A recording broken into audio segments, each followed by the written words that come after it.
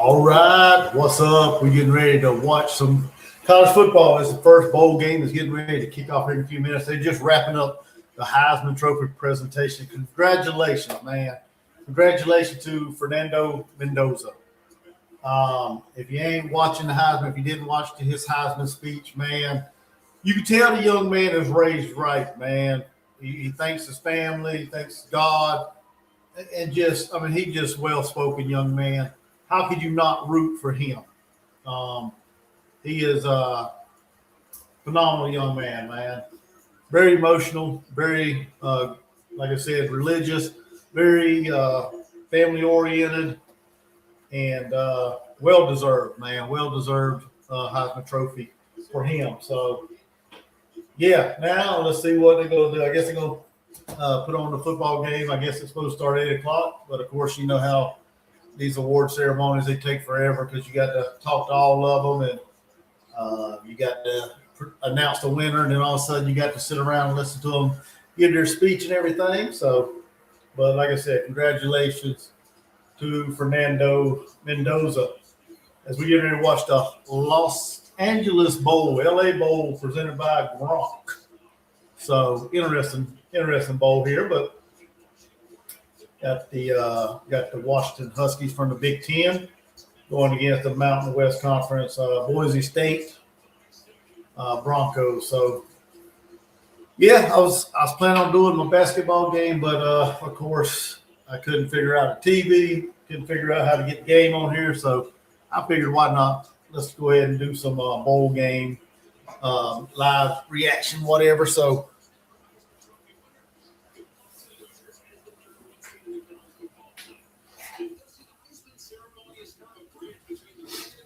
Yes, I'm here. I had to take off my quarter zip and kind of relax. Got a little warm in this room, so yeah, we got a first bowl game starting tonight. So, like I say, anybody that pops on here, welcome in. Make sure you hit that like, share, comment, subscribe, all that good stuff.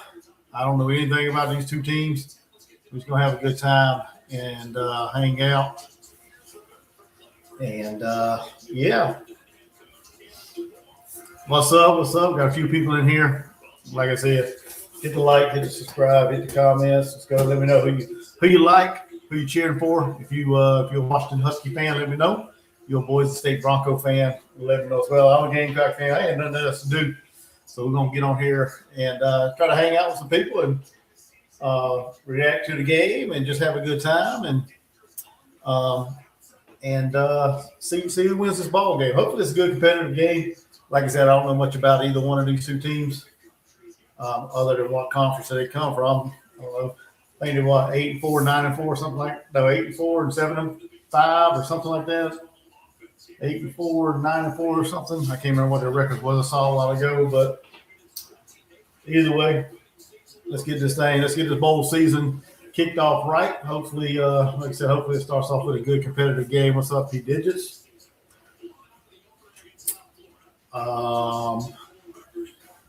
Yeah. What is their record? Let's see here. Are they 8-4? Both of them 8-4 or something like that. Yep. Make sure you like the stream, please, on your way in. Like I said, if you're a Boise State fan, let me know. If you're a Husky fan, let me know that as well. We're just hanging out, having a good time. See how this game is. Madsen is your quarterback for the Broncos. Like I said, I had no idea about none of these teams. I haven't watched them play this year. I'm looking to see what they possess tonight, what they can do. So, like I said, my Gamecocks are done. We're already focusing on 2026. Got an offensive coordinator in there, a running back coach, O-line coach, and we got our starting quarterback, Lenore Sellers, coming back for next year. So we're already turned the page, looking forward to 2026.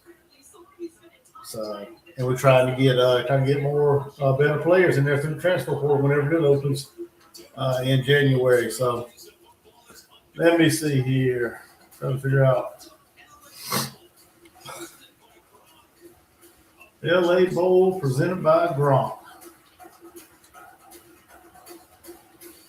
This is the first of many bowl games. We had the Army-Navy game today. The Navy defeated the Army. Go Navy. Come back and scored a game-winning touchdown with, about 4 minutes to go or 6 minutes to go in the game. So great win by the Navy midshipmen. In case anybody don't know, I'm a Marine, so served 8 years in the Marine Corps, and I'm a veteran, so I'm always going to pull for the Navy against the Army. So they won today, and then was it South Carolina State won the Celebration Bowl over was it Prairie View? I think that's what it was. Yeah, Prairie View won it in 4 overtimes. Withheld that, withstand the overtime comeback by Prairie View, and just got out of there with a win and won another Celebration Bowl for the South Carolina State Bulldogs. So at least one team in the state of South Carolina is winning still. So I know my good buddy Pete Idris has the Clemson Tigers in the Pinstripe Bowl, I think is what it is, up there in New York at Yankee Stadium, I think is where they play it at. Somewhere up there, somewhere up north. I think it's in New York. They'll be playing Penn State. Our running back coach that we got from Penn State will be coaching his running backs at Penn State in that bowl game. So he wanted to finish out the year. Can't fault him for that. You know, you always want to try to finish what you start. Like Fernando Mendoza said, man, don't give up. Follow through what you start. Don't quit. So, and like I said, I'm glad the young man won. I don't care what anybody says. That dude, you got to love him, man. His love for his family, his love for God. I mean, he's a well-spoken, great young man. And like he said, you know, he wasn't the biggest kid. He wasn't the best kid. He wasn't the highest rated. Didn't have but one scholarship, I believe it was. But you got to have faith in yourself. You got to believe in yourself, and things can happen for you. So we got the kickoff. Boise State takes the kickoff 20, 30, 35, 40, 45, up to about 45-yard line right off the kickoff. All right, so there you go. I like that. Hopefully we see a lot of excitement in this game. Maddox Madsen, that's a mouthful. So they moved the ball back or forward a little bit. Let's see where they're going to be. It should be right around the 45-yard line. So, oh my goodness.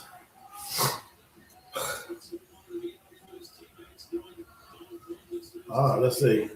Handoff up the middle. Oh, we got up into about 3 yards. About 2 to 3 yards on the first carry of the game. Like I said, I don't know much about this team. Let's say Boise State's 9-4, so that means they must have played for their Mountain West championship. Seems about right. And Washington Huskies are 8-4, so two good teams. We got either a false start maybe. Although the defensive lineman the defensive guy jumped into the neutral zone and touched the offensive lineman, so he was probably drawn off. No, offsides on the defense. Wow. What's up, Darrell? What's up, my guy? How you doing, buddy? Make sure everybody's hitting that like button. That's key. Wonder if there will be a Statue of Liberty with a proposal there, P. Did you? You cannot forget the proposal at the end. Darrell, he just hit 51 subscribers. Man, why you tell me you had a channel, man? I need to subscribe to your channel. Drop back, wants to throw it. Got a man up about the 35-yard line completion. Yeah, you should have told me you had a channel, Darrell. I didn't know you had a channel, man. I have to let me see if I can let me get my phone and see if I can figure it out, get on there and subscribe to your channel. If I can figure this thing out real quick, let's see.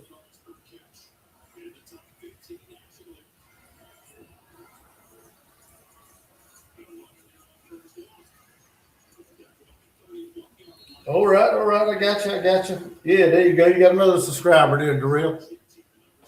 I just subscribed to your channel, brother.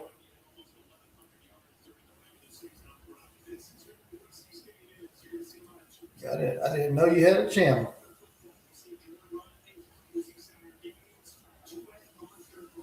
So there you go. All right, let's see. They're up to about the 30-yard line, 2nd and 7. Got a man in motion, shotgun, hands off. Oh, minimum gain. Maybe back to the line of scrimmage. Maybe to the line of scrimmage. Maybe picked up a yard. See if I can figure this out.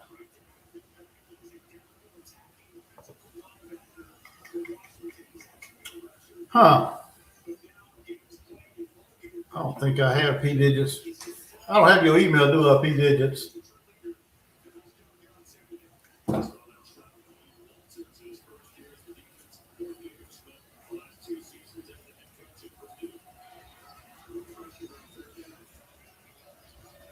Let's see here. Oh, got a flag. Takes off, picks up about, I don't know, about 12 there. But probably going to be holding, probably going to bring it back with a holding. No, legal shift. So we got a legal shift on the offense. So bring it back.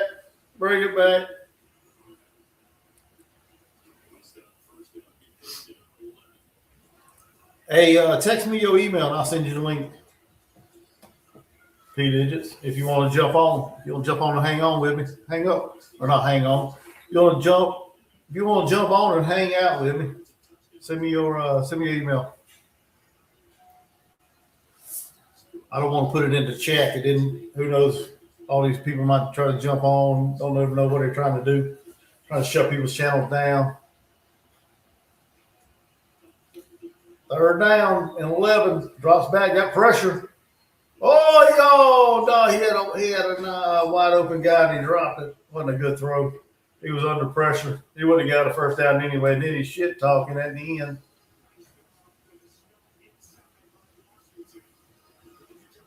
Street Fighter the movie. Huh. I ain't really watched no movies later, Darrell. I don't really go to the movies. Who's in Street Fighter? I don't know. I don't even know anything about that movie. I'm not a movie buff, I guess, or a movie person.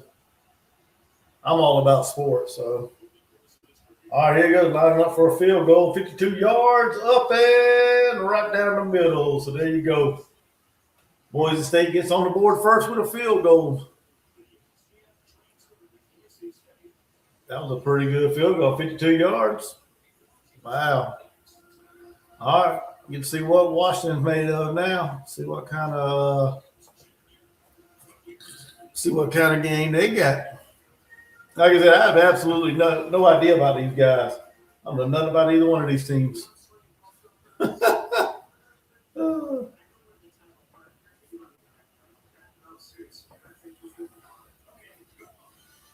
I watched Godfather 2 while I was putting the gift together.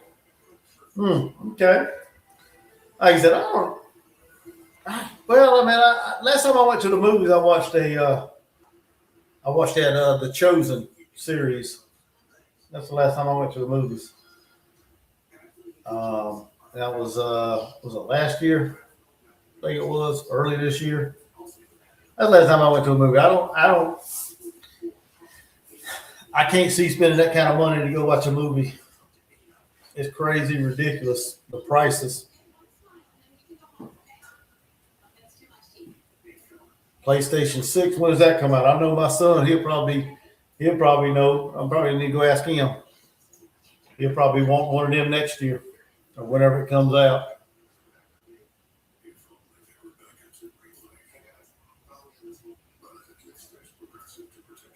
What's so better about the PlayStation 6 and the 5? Is there much difference? Because of that, he ain't getting no 6. If they ain't that much difference.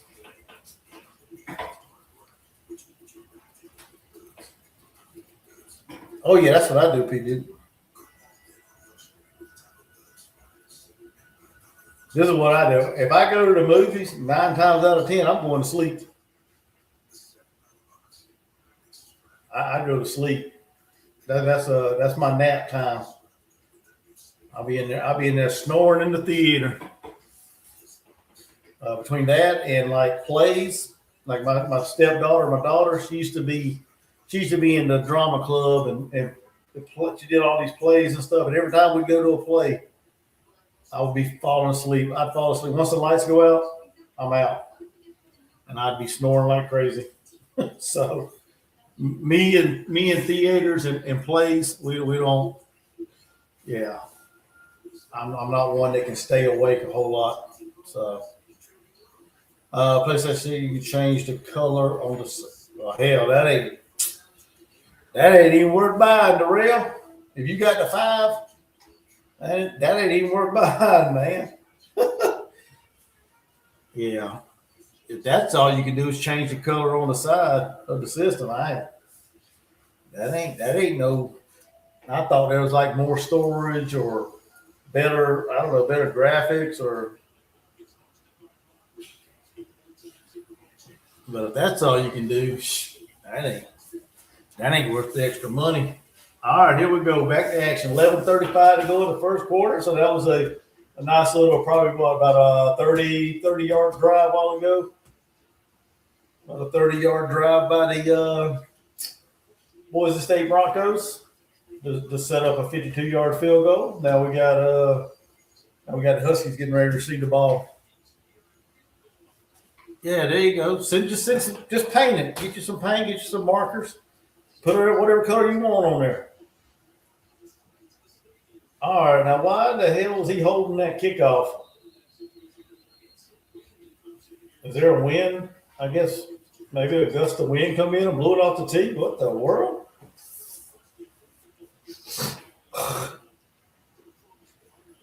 All right, Damon Williams Jr. is your QB for the Huskies. Like I said, I have no idea about these teams, so I'm learning these people as I'm watching this game. I ain't seen a lick of either one of them. What the hell are they doing in that huddle? Are they shaking their hand? What the world was that? Must be some kind of voodoo good luck or something. I don't know what it was. All right, here we go. 1st and 10 from the 25. Not play action shotgun.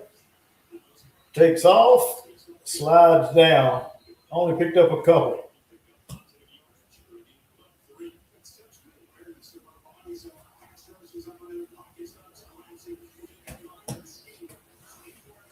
That voodoo huddle, yeah. I don't know what they were doing over there, shaking their hand. I don't know. All of them was doing something. Oh, the boys just state band getting fired up, trying to make some noise. All right, shotgun formation. Hands it off, picks up about 2 yards. Oh, he fired up. Notre Dame, or whatever his name was, he fired up. Got that big old neck pad back there to keep his neck from snapping back. Like old school football looking. He needs that big old neck roll back there. 3rd and 5. 3rd and 5 for the Huskies. Wow. They completed 51% of the 3rd down conversion. There's another one. About a pick of about 8 or 9 on that one. Little quick hitter to Boston. Little wide receiver out in the flat. Good blocking out there by the lineman. Like I said, picked up about 8 yards. Oh yeah, you need that big old neck roll like you used to have back in the day, back in the 80s. There you go, shotgun. Wants to go to the sideline. Got him. Picked up about 9? Where are you gonna mark him out at? Got about 9, maybe 10. They may have gave him 1st down. Nope, 2nd and 1. 2nd down and 1. The bucked up bowl. I called it the buckle up bowl. I thought that said buckle up. That's the bucked up bowl. Why the hell did I think Buckles? I don't know where I saw that at. Anyway, the Bucked Up Bowl. I guess some kind of hunt thing. There you go, stands on the feet. 40, midfield. Oh, he's already crossed midfield. Never mind. Dang, I messed that all up. Yeah, it was midfield. He got all the way down to the 29-yard line. So that's about a what? About a 23-yard pickup? Because he was at the 47 across the midfield. Shotgun, goes down the sideline, got a receiver, overshot him out of bounds in the end zone. 2nd and 10.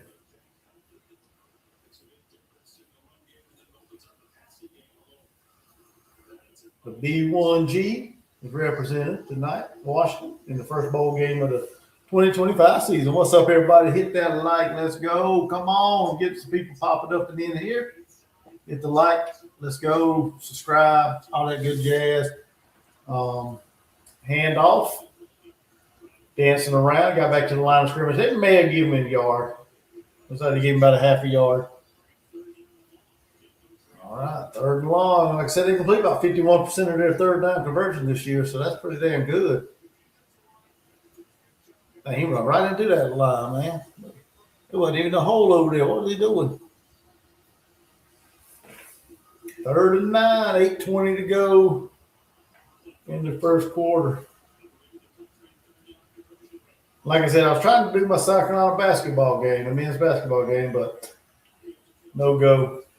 3rd down, got the first down. Yep, good play. Boston with another catch. I wonder if Sharon Moore is watching the game. Probably. He probably is. That's a messed up situation right there, P. Digits. All right, here we go. Got another run. Run right into the left, right side. Just maybe a yard. Maybe a yard on that one. Red zone, man. They 5th in the FBS, 76%. Man, I wish we was that good. That's pretty dang good right there. All right, they in the red zone, like you said, right about the 18-yard line? 17, yeah, about 18-yard line. Well, he got plenty of time. The quarterback, though, he got sacked. The pocket collided. Not collided, the pocket collapsed. And they collided with the quarterback. There you go.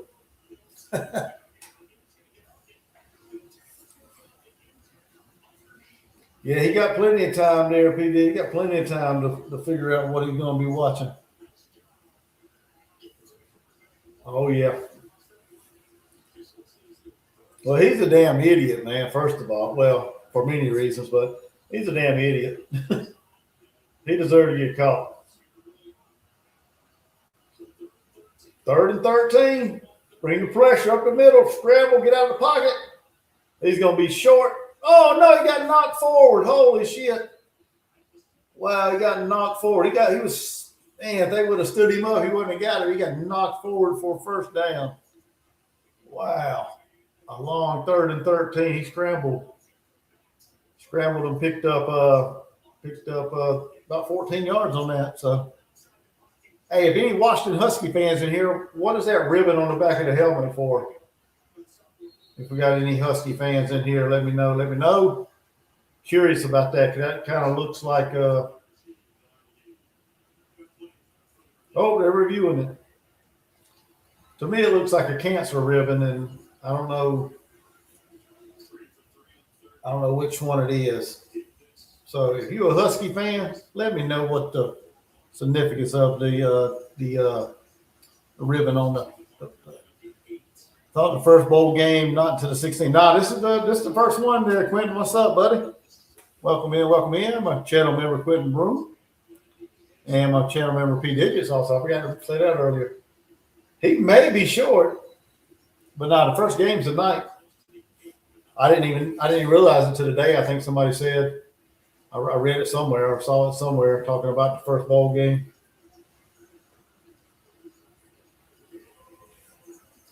He may have gotten, I don't know. That looks kind of blurry. Let's see. He needs to get to what? The 8-yard line? He may have gotten it. I don't. That's kind of damn blurry. He may, if he got it, he barely did. If he didn't, he might be short, just a little bit short. It's for cancer awareness. Yeah, well, I knew that he did it, but I didn't know what. Is somebody on the team got cancer or fought cancer? That's my question.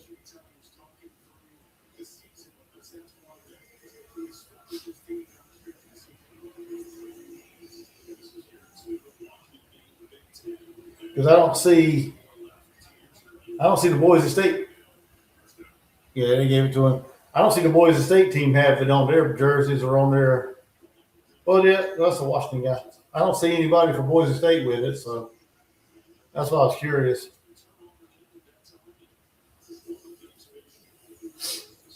Oh my goodness! All right. So did he get in the first down? We got 6:04 to go.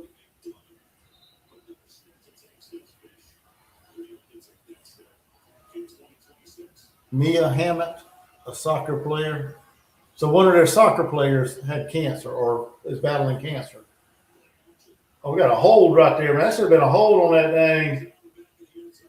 That should have been a hold on Boise State. I don't know why they didn't call that.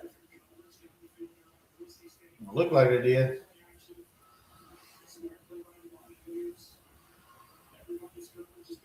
So that was a not a good play there. Hammett. Let me look. I'll look that up. Mia Hammett. Now you got me curious there. You look it up, see what's going on with that. There you go, run nowhere, stopped. Oh, big old Boz knocked him down. Notaranini. How do you say his name? Notranani. Notranani. Notranani. That's an interesting name. 3rd and goal. Oh my God, hell no.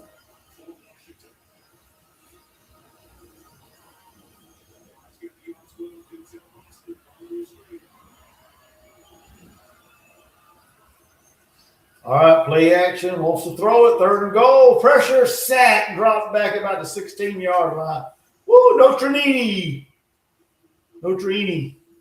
Notranini. Or how do you say that? Notriani. Notriani. That's it.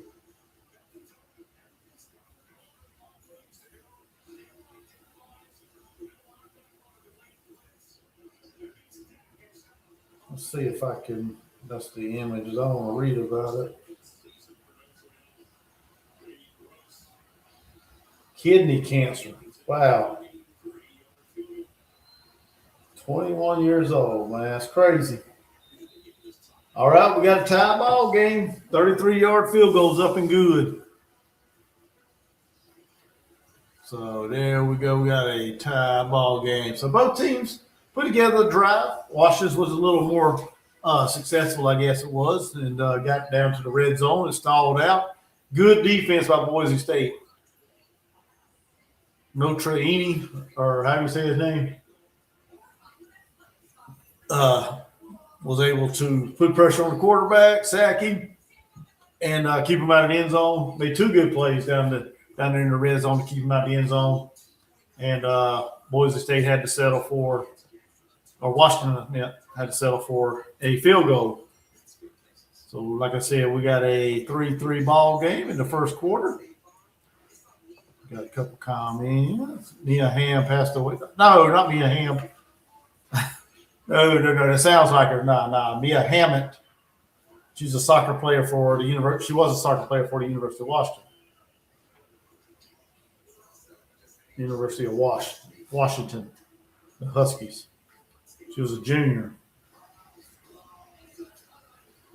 That was back in November. Okay. Kidney cancer. Yeah.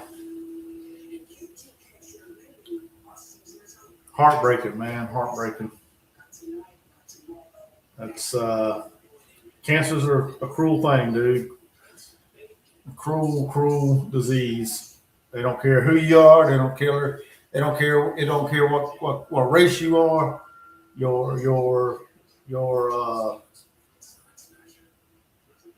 your sex. It doesn't care about how much money you have, how much money you don't have. It don't discriminate. Cancer don't discriminate. And it's a terrible thing, man. It's a terrible thing to deal with. So it it's unfair. Unfair. Let's just say that. So like I said, most of y'all or most of my subscribers, they know what my son dealt with when he was 5. So, but thank the Lord and the doctors and medicine and all that he's able to survive. And now he's 15 years old, freshman in high school, and doing good. So, yeah, it is a sad story. Anytime you hear about that, and it's like I said, it's unfair. It's unfair to these young kids. A lot of these kids, they all they do is want to be kids, man. All they don't want to do is grow up and be successful and do things and accomplish goals and dreams, and then cancer shows up and just derails it. So got to touch back on the kickoff. So.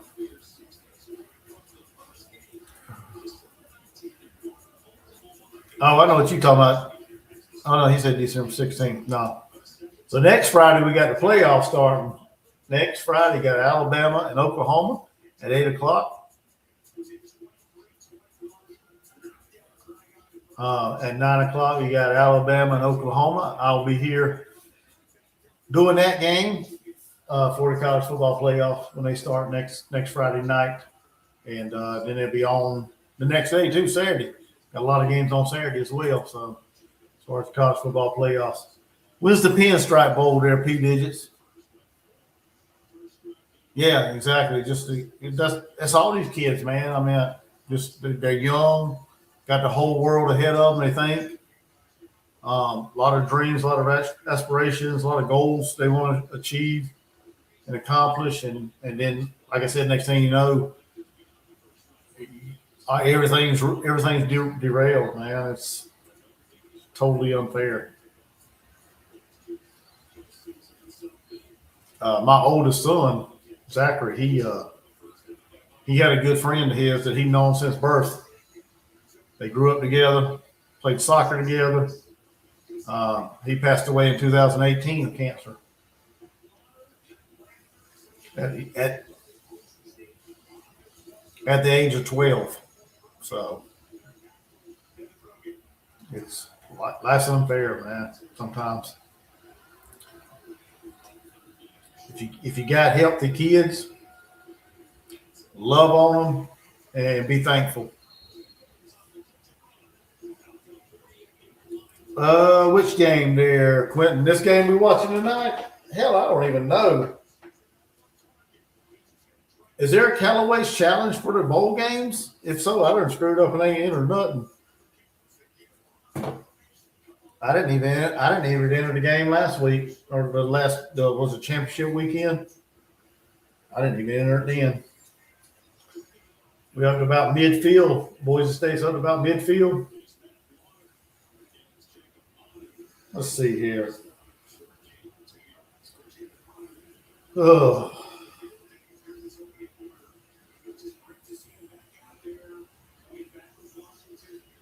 All right, 2nd and 8. Got me a little bit emotional talking about cancer, man. Always does.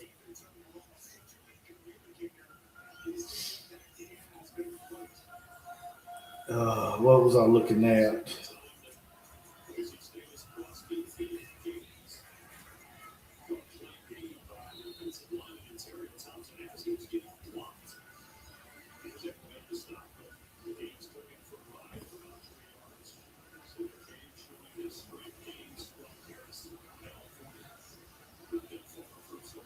Are they doing a Callaway's for the bowl games?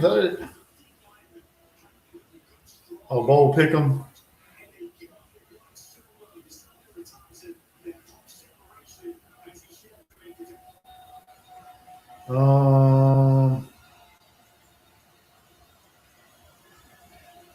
Playoff, Idaho, Bush's Boca Raton Bowl. Oh, picked off. Oh, there he goes. 40, 35, all the way back to the 35-yard line.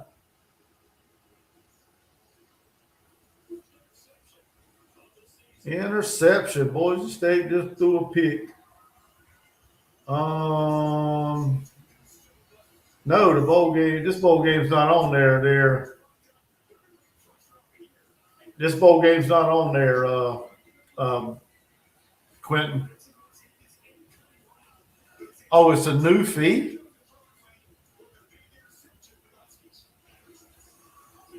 I ain't paying no attention, man. You got to pay a new fee to be in the bowl challenge? I did not know that. But this game's not on there, so.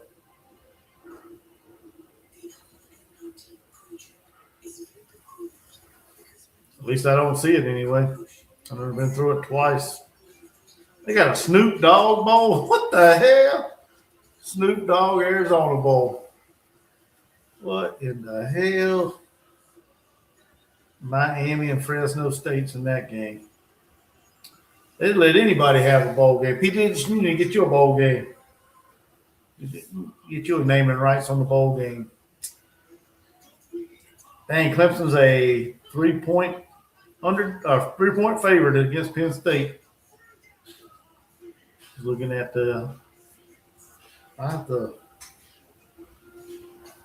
like I said, I didn't know there was I didn't even know there was a bowl challenge for this Callaway's whatever, but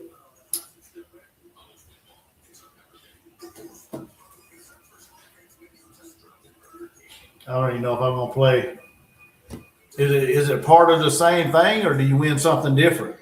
If there's a new fee, you got to win something different. There, Quentin.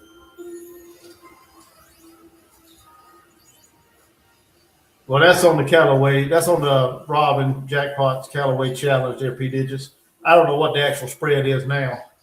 Who knows? But it was 3 points, according to when. I guess that's probably whenever they opened the lines, maybe the betting lines. Let's check on my basketball game that I wasn't able to stream tonight.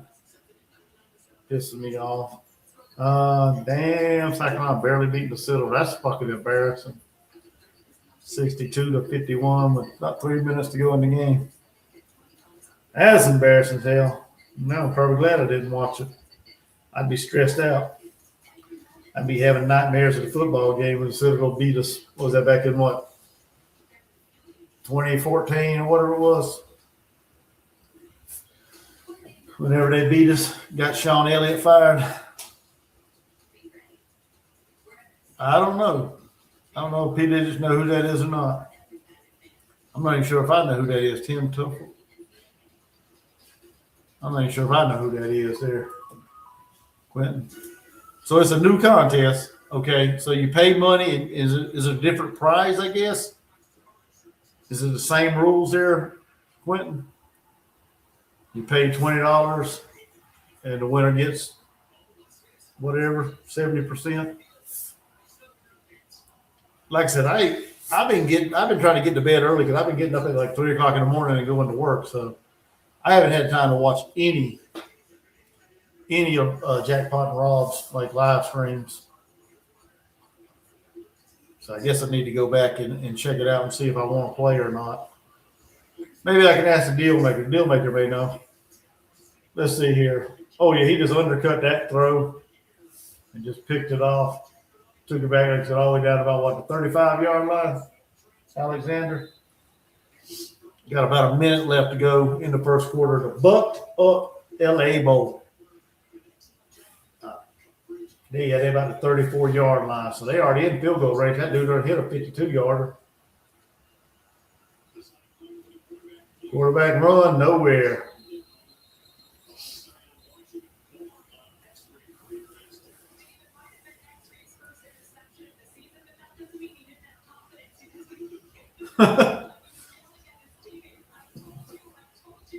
Oh, my goodness.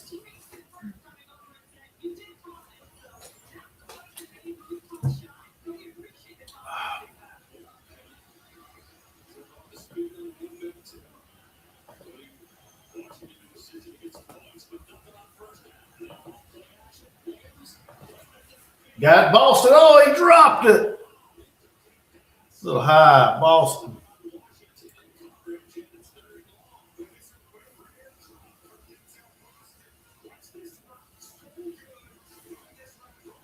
That was a good route. He just threw it a little too hard, a little too far out, a little bit high and out of reach. He still got his fingers on it. Should have caught that ball, man.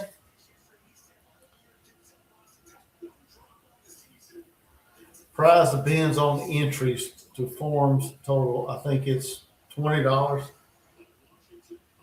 I don't know. I may get in. I don't know. Face to wide. Oh, he got it blown up. They all the way back. Old neck roll got him again, boy.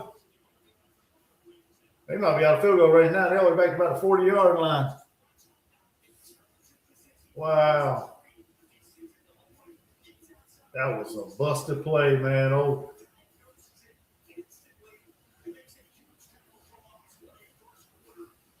man, yeah, knocked him out of field goal range. Now he got a punt, fourth down as the quarter expires.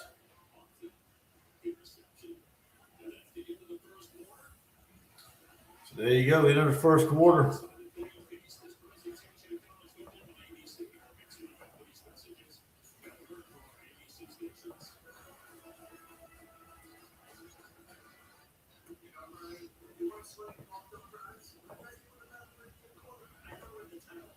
So there you go, second quarter.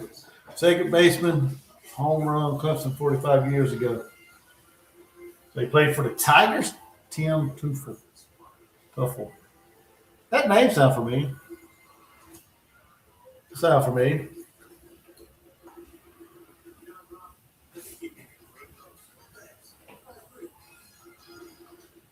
Oh, you're a bit behind what, P digits? The game?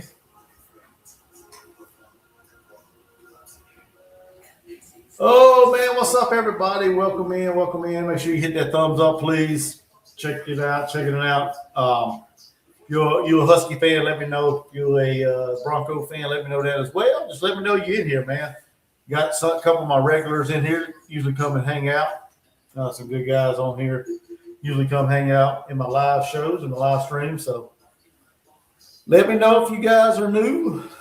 Let me know who you're rooting for in this game. Like I said, I ain't got no team playing in any bowl game, so I'm just hanging out, watching football. So I couldn't watch my basketball game tonight because no idea why my TV wouldn't put it on there, but whatever. So I'm watching this game right now. Like I said, probably a good thing I can't watch the basketball game because they're sucking ass right now against the Silver. Even though they're winning, they're not destroying them. They should be beating them down.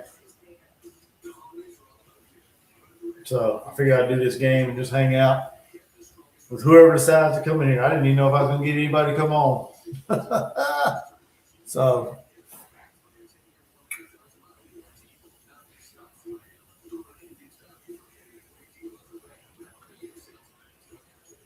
Tuffle. That name sounds familiar, man. It really does. It sounds familiar from like a major league standpoint. I wouldn't never know him at Clemson, but that name sounds familiar in Major League Baseball back in the day. Tuffle. Yeah.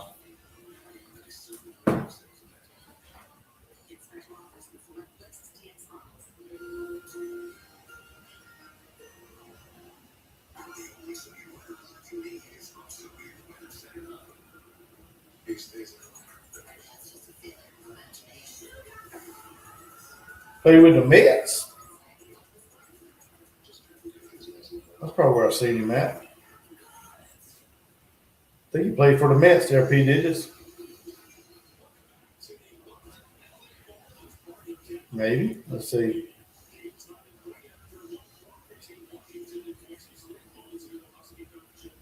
See who all he played for.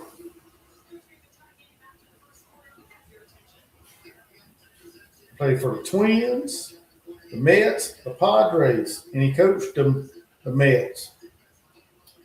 All right, the punt's on the way. Fair call. Oh, no, he faked us out. Oh, he came down it inside the 1 yard line. Goes into the end zone. So, yeah, he played for the Padres, the Mets, and the Twins. So he got drafted by the Twins, I'm assuming. He batted 254, 86 home runs, 379 RBIs. Mm-hmm. And then he coached the Mets from 2011 to 2016. He got one World Series champion, 1986. So I knew that name sounded familiar. Somewhere. I know I've seen him somewhere in Major League Baseball. There's a pass batted at the line. 2nd and 10. Like I said, we just getting started in the second quarter. Boise State got the ball. They're down at the 20-yard line where they starting off. Take it down. Big old defensive lineman got his paw up there. Knocked it down.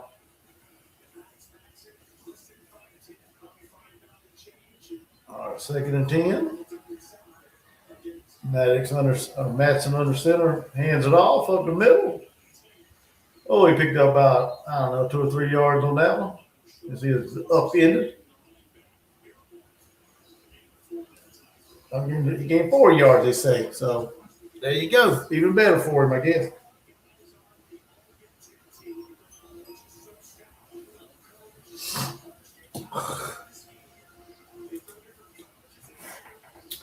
Let's see. Tuesday, you got Troy and Jacksonville State. Some bowl game. I didn't even see what that was. 3rd and 6. See if Boise can pick it up. They send a safety deep bag. What's he playing 20 yards down the field for? He let nobody get behind him. Oh, it was a bad throw, low throw, no good. He wouldn't have had the first down anyway, didn't think. Looked like he was short. So now he got to punt it right back.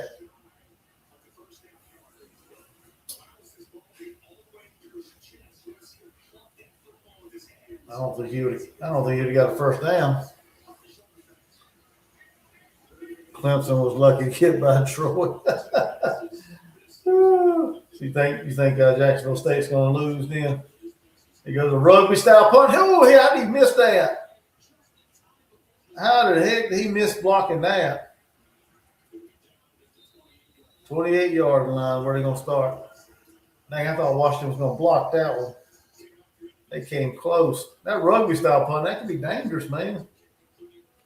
That shouldn't get blocked if they send in pressure to the side you running to. That don't make no dang sense. Yeah, Troy is pretty good, man. Jacksonville State going to have to watch out.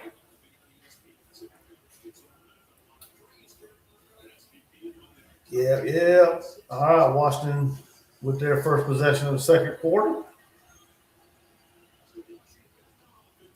Back on offense. See what we got here. 13:50 to go in the first half.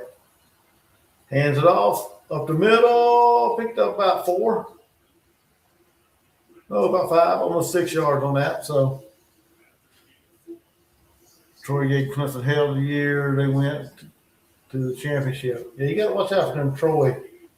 What are they? Trojans? Is that what they are? The Troy Trojans, maybe?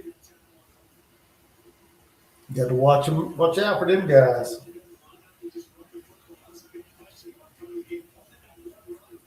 All right, 2nd and 6.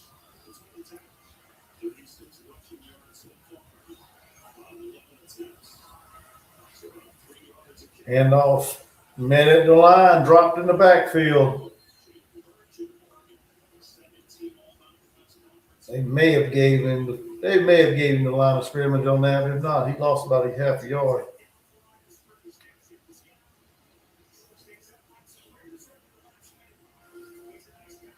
They get up and talk shit to the guy that's supposed to be blocking him.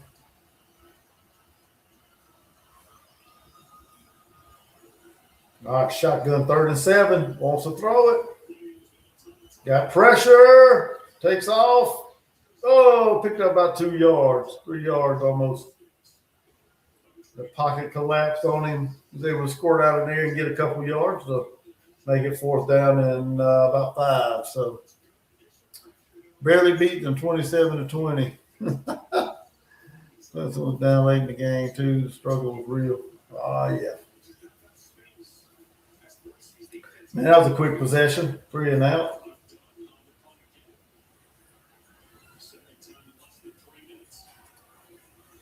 So this game, man, I thought I was going to see some scoring, but this thing right here turned into a defensive. This game's turned into a defensive game. Game circle duck. Use your favorite people. I have no idea what that means.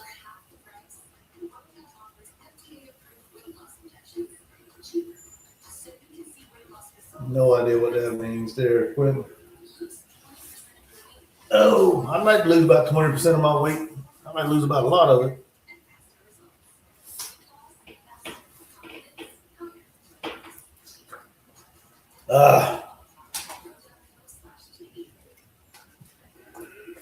Let's see if the Gamecocks won tonight in basketball. See, they scraped by the Citadel. They probably struggled. Yep, they won 71-55. Pathetic. Freaking pathetic. Like a shitty crowd, too.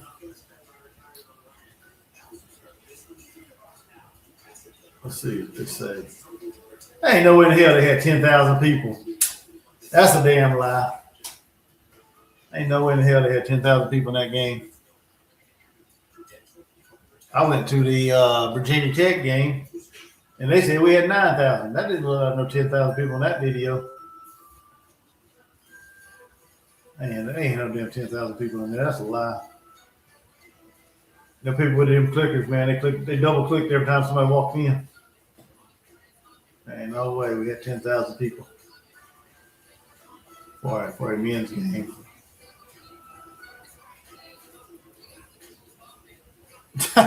What's up, Jerome? How you doing, buddy? How you doing?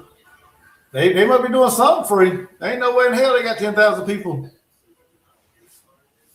Ain't no way in hell they had 10,000 people in the Colonial Life Arena for that game, for that mess. Which bowls have you been to, Chuck? You talking about in person? I went to the. I ain't been to a couple of them. I ain't really been to a whole lot of bowl games. I went to the Duke's Mayo Bowl when we beat North Carolina. That was a free game, actually. I didn't even have to pay to go watch that. That was free. And then I went to the.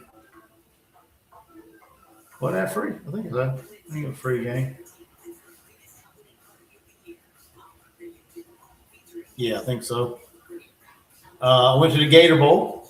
Watched South Carolina get beat by Notre Dame.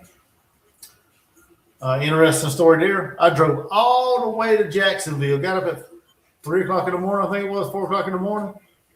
Drove all the way to Jacksonville, North Carolina, or Jacksonville, Florida. Watched the ball game. Turned around and drove back to North Carolina. All in one night. So I was dead tired.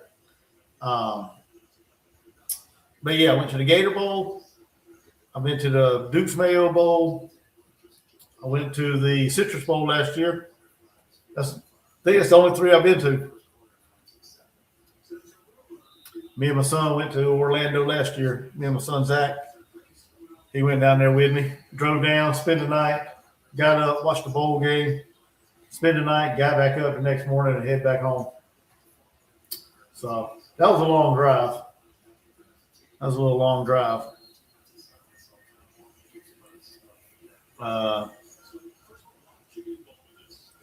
You saying, are they doing free? You asked me if they're doing free concession. Did I see that? I don't know. They got to be doing something, man, to get 10,000 people in there. The Pot Bowl. The Gator Bowl, Major Harris, West Virginia team. Oh, yeah.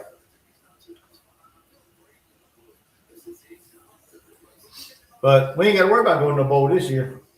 I ain't going nowhere. I'm sitting here in the house watching them on my TV. I ain't driving nowhere.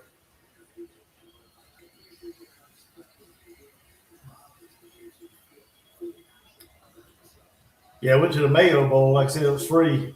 My wife used to work for a company that had a suite in the stadium, like one of the corporate suites or whatever. So I got some free tickets. Me and a buddy of mine that was a North Carolina fan that I used to work. Yeah, no, that I worked with actually. Yeah, he still works with me. But him and I, we both went down there and watched the bowl game. So.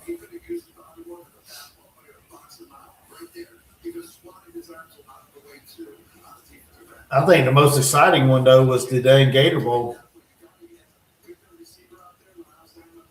I think that was the more exciting bowl of all of them I've been to. Even though we lost because we didn't have no defense, couldn't stop Notre Dame.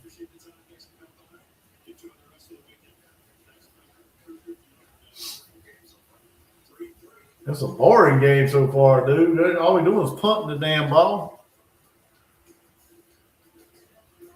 I don't know, Jerome. I don't know, buddy. I know he's coming back, though, according to Pete Thamel and what he said today. I guess he kind of confirmed it. They're just working out all the negotiations. Whatever the price is, he better put some fucking good product out on the field. I'll tell you that. Don't be overpaying these athletes to get out there and shit the bed. But we got Kendall Browse, and we'll see, man. We'll see what he can do with his system. If he regresses any farther, he just will not even think about the NFL. And that's just real, man. I ain't even playing.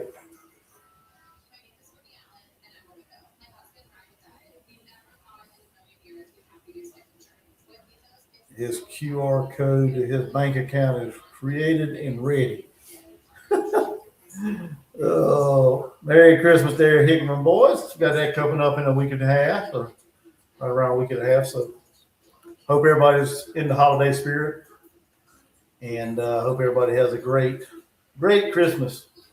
Spend time with your family, love on them, and enjoy them.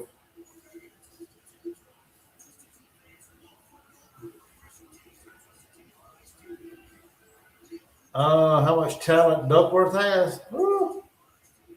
I don't know. I haven't really watched him play a whole lot. We'll see. The thing about Duckworth, though, man, he was recruited by Kendall Browse whenever he was at Arkansas. So I think he said that was his first offer in high school. So, so he's got that for him. You know, at least he's, I guess, a little familiar with Kendall. Or Kendall's familiar with his style of play. So he might be the next Luke Doty in 4 years. Oh, you talking about Lenore's? Yeah, I mean, if he can't progress, man, I mean, he gonna have no future in the NFL. I mean, shit, yeah. I mean, he may have I don't know. He may have a career in the NFL. I don't know. I think he needs more. I think he needs more time to develop, in my opinion. But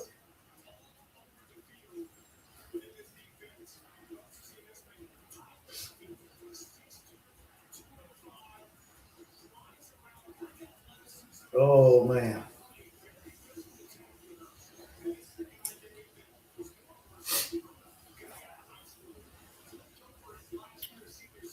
All right, 3-3. Here comes Boise State with the ball again. No, Washington with the ball again. Like they've been punting so damn much. Now I don't even know who's got the freaking ball. All they doing is punting. Let's get some damn offense going, guys. Come on. At the 18-yard line, Washington fakes the handoff. He don't know what he wants to do. Stiff arms, gets the edge, picks up about 4.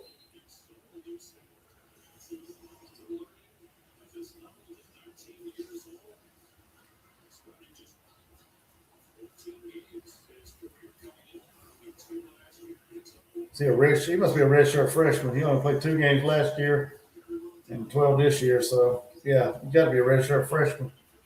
Got some talent.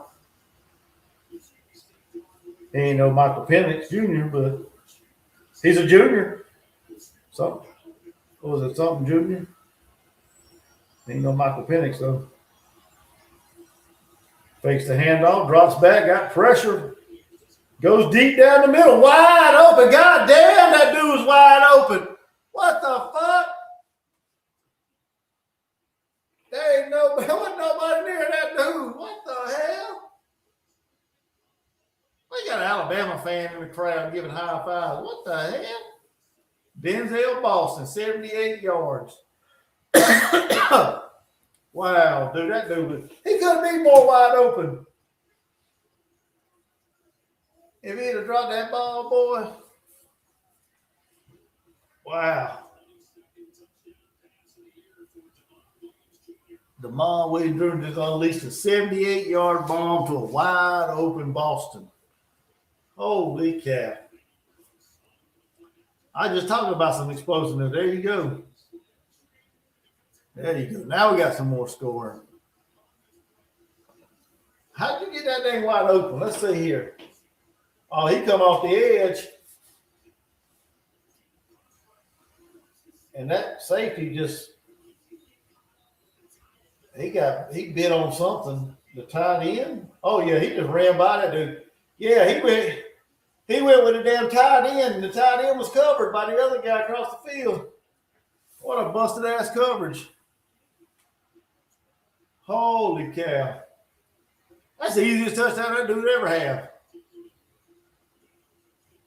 Holy cow, dude. Yeah, that thing, that safety went with the thing tight end and left that guy uncovered, dude. He didn't get handed over to that safety. That safety just ignored him. Wow. Easy touchdown right there, boy. Boise State with a return, 20-25, spun down there. They start this possession at the 25-yard line. Yeah, that dude was wide the hell open, man. Dang. That looked like the Clemson secondary out there running lost. Oh, yeah, that play's going to be ran again. I'd run that again to see if they buy it or run it again.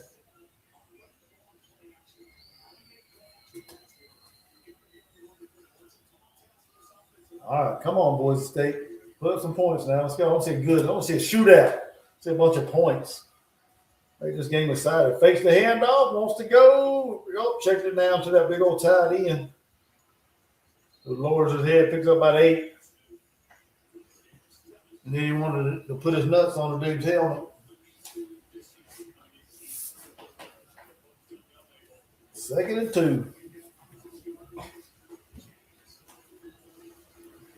Oh, that's what I was looking at. Sindoko. How you play 13 minutes and you score a fucking point? First down for Boise State.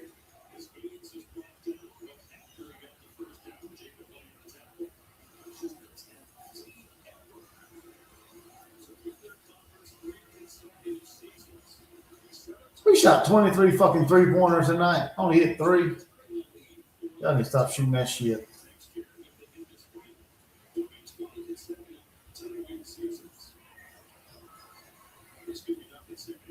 Oh, Lord, I'm glad I didn't watch that game. I'd be pissed off. Oh, there goes the fake. They're heading off on a little jet sweep. Got the edge. He picked up about, I don't know, about 5-6 yards. I'm glad I didn't watch that damn basketball game. I'd be pissed even though we won.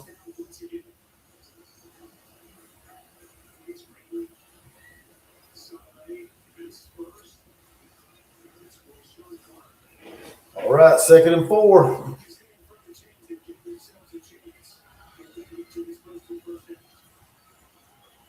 Hand off.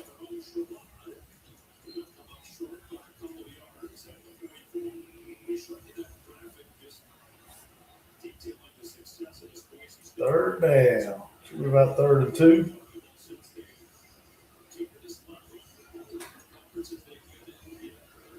Yeah, 7:44, 7:40 in county before halftime. Missed threes are acceptable these days. I guess so.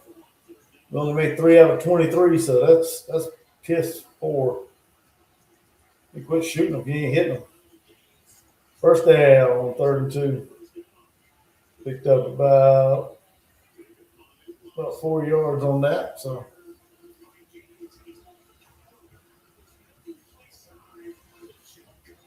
come on, man. Let's put the ball in the air, man.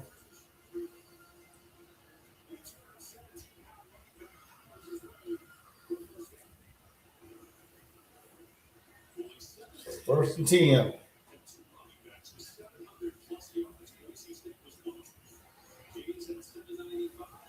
They might be bringing pressure. They're going to back off. They're going to bring pressure. They're going to bring some pressure. Oh, little tight end screen. Yeah, up to about the 45-yard line, 44-yard line of Washington. Or they mark him shorter. Still 2nd down. 2nd down is short. Should be. Yep, 2nd and 5, 2nd and medium. In a 10-3 ball game, Boise State's driving.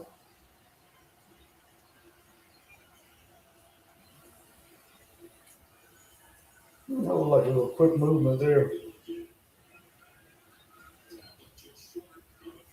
So about 3rd down, should bring up 3rd and short, about 3rd and 2 for the Broncos.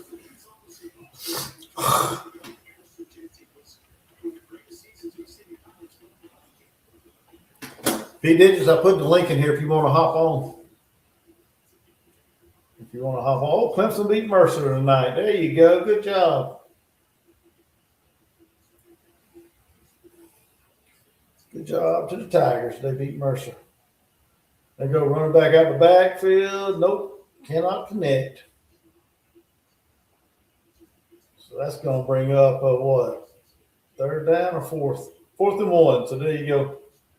What are they going to do? They're going to have to go for it. I guess they don't have to go for it. You can put a little effort into blocking that dude. All right, 4th and 1. Can Washington's defense rise up here?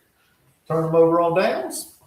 We're going to find out here in a second. As we got 4th and 2. There ain't no damn 1 yard. Oh, they want to throw on 4th down. Oh, he is hit at the line. Oh, did he get it? No. Oh, my God, he was met. Looks like they got him marked short. They may have to review that. Turnover on downs. Clemson was behind at halftime. It's not a bad team. But they need more playing time together. Foster's is a beast. We're going to find out Tuesday. He may have got that. He got stood the fuck up, though, I tell you that. That dude hit him right there in the mouth. Surely they'll review it. We got about 5 minutes to go in the first half. So, looking forward to the game Tuesday. I was going to go to that game, but I decided to go to the Virginia Tech game instead because it was at Colonial Life Arena instead of it was at Colonial Life Arena instead of Little John. I didn't want to go to Little John Coliseum.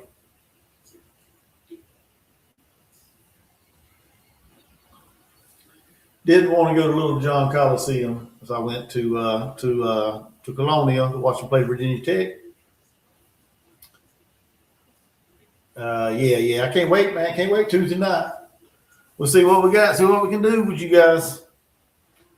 It'll probably be a slobber knocker down to the wire. What last year? Did y'all didn't beat us bad last year? I don't think, did you? I can't remember. Appreciate that, Quinn Broom. $2 super sticker. Appreciate it. I prefer Papa John. I don't like Little John. I like Papa John's.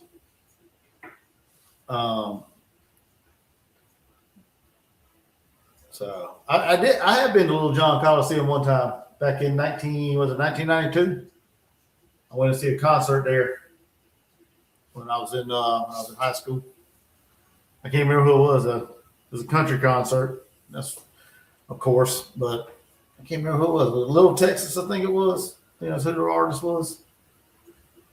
It was a couple of people that was singing. That's the only time I've ever been to Little John Coliseum. Only time I've ever been to Clemson, I guess. Never really had no desire to go there.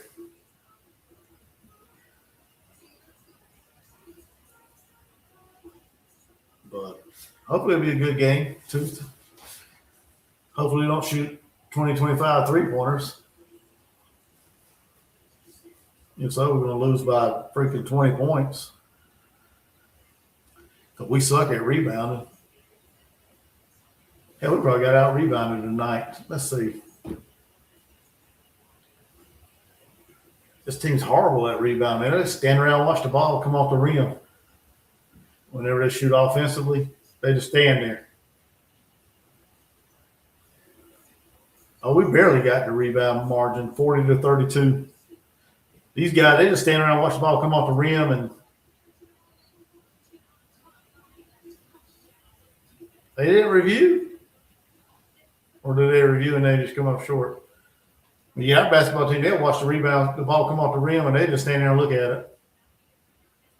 Like I said, if we shoot so many damn three-pointers, everybody's out behind the arc when they shoot it, or either running back on defense. So we definitely going to lose the rebound margin to you guys, probably. All right, Washington ball. 4:59 to go before halftime. Wants to drop back, goes down the sideline. Boston again. That's their dude right there, man. He's got probably over 100 yards, 120 yards. Dang, he got over 100 yards in the first half. Boston's the man, dude. We need him to hit it. Well, if he got any eligibility, we need him to hit the transfer portal, come to Columbia.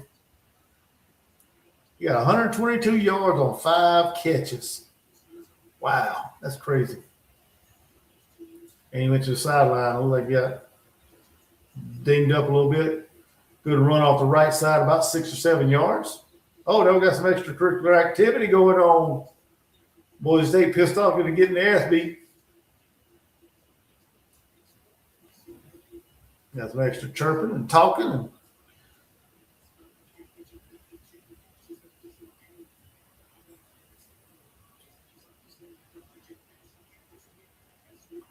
All right. They down to the Boise State 36-yard line. Oh, another guy running wide open, but he overshoots him, the tight end. He had him down the sideline. He just overshot the tight end. That was a good route, man. If he'd have threw it earlier, man, good Lord, he had him wide open regardless, dude. Holy cow. He knew he got away. He knew he missed on that one. God almighty. 3rd and 5. I bet he'd like to have that throwback. If he put that ball in that guy's numbers, he's running for a touchdown easily. If not, he'd be knocked out of bounds close to the goal line. There's a run up the middle, 1st down. Big, hard, powerful run there by, who's that, number 1? Coleman, that's his name? Yeah, Coleman. Good offensive line blocking right there. They opened that crease for him. Old neck roll got moved out of the way.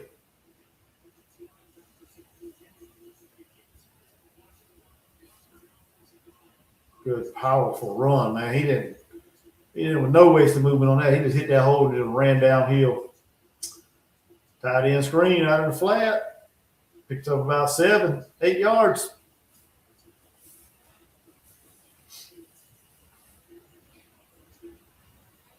Got about 3 minutes to go before halftime. Washington's trying to put up some more points, trying to distance herself in this game, trying to get themselves build up a 2-touchdown lead here if they get a touchdown. A 2-score game. All right, man in motion. Hands off, right side. 10. Oh, tackle about the 5-yard line, 6-yard line.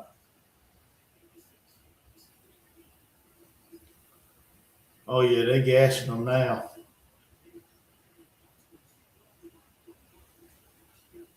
I think Washington's done made their adjustments, and they are hitting things now. We got 1st and goal at about the 6-yard line, 7-yard line.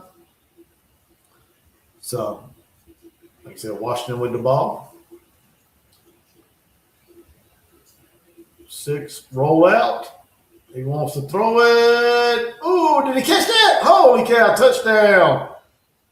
Wow, I didn't even know he caught that. He fit that in there, dude. What a pass. Roebuck. Desmond Roebuck with a 6-yard touchdown catch to put up another touchdown for the Huskies. Let's see if he caught that. Let's see. Go all the way down, go all the way down, go all the way down, go all the way down. Oh, yeah, he got it. That's a touchdown all day, every day. Good drive there by the Huskies. They're putting it on them now. Let me see. They get the ball starting the second half, don't they? I think so.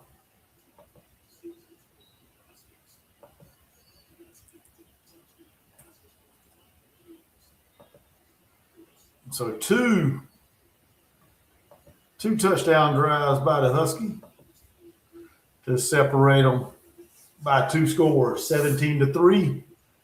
As your score right now, we're nearing the halfway point of the football game. Like I said, the first bowl of the 2025 season is just underway tonight. The bucked up LA Bowl. First bowl of the college football bowl mania season is underway. Let me see if I can get a list of all the bowl games. I want to see. Like I said, South Carolina ain't playing in no bowl games. I ain't even thought about it. Let's see, bowls. All right. So that's Saturday. You got James Madison and Oregon. So the college football playoffs. Why the hell are we playing football on TNT and True fucking TV, HBO Max? What kind of bullshit is that? I know that's going to be a blowout, but damn. Come on, man. Put that damn thing on ESPN or something. Put some of these other stupid-ass games, Game Above Sports Bowl. Put that on fucking True TV, TNT. What the hell is that? You got that Friday, December 26th. Also on Friday, December 26th, you got New Mexico and Minnesota in the Rape Bowl game.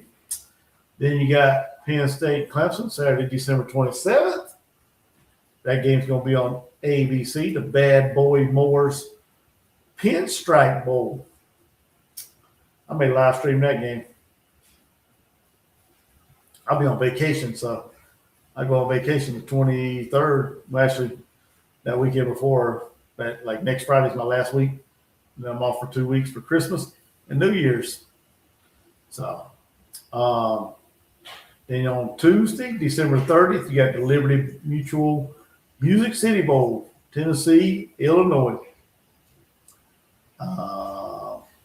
Southern Cal's playing TCU in the Valero Alamo Bowl, and Kendall Browse and Randy Clements The offensive line and the offensive coordinator will not be at that game.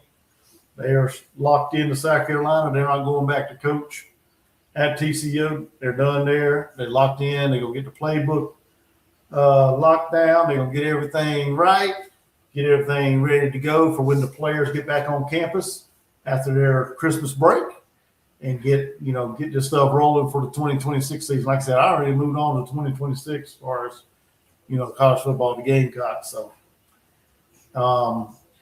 then Wednesday, December 31st, you got the Reliant Quest Bowl.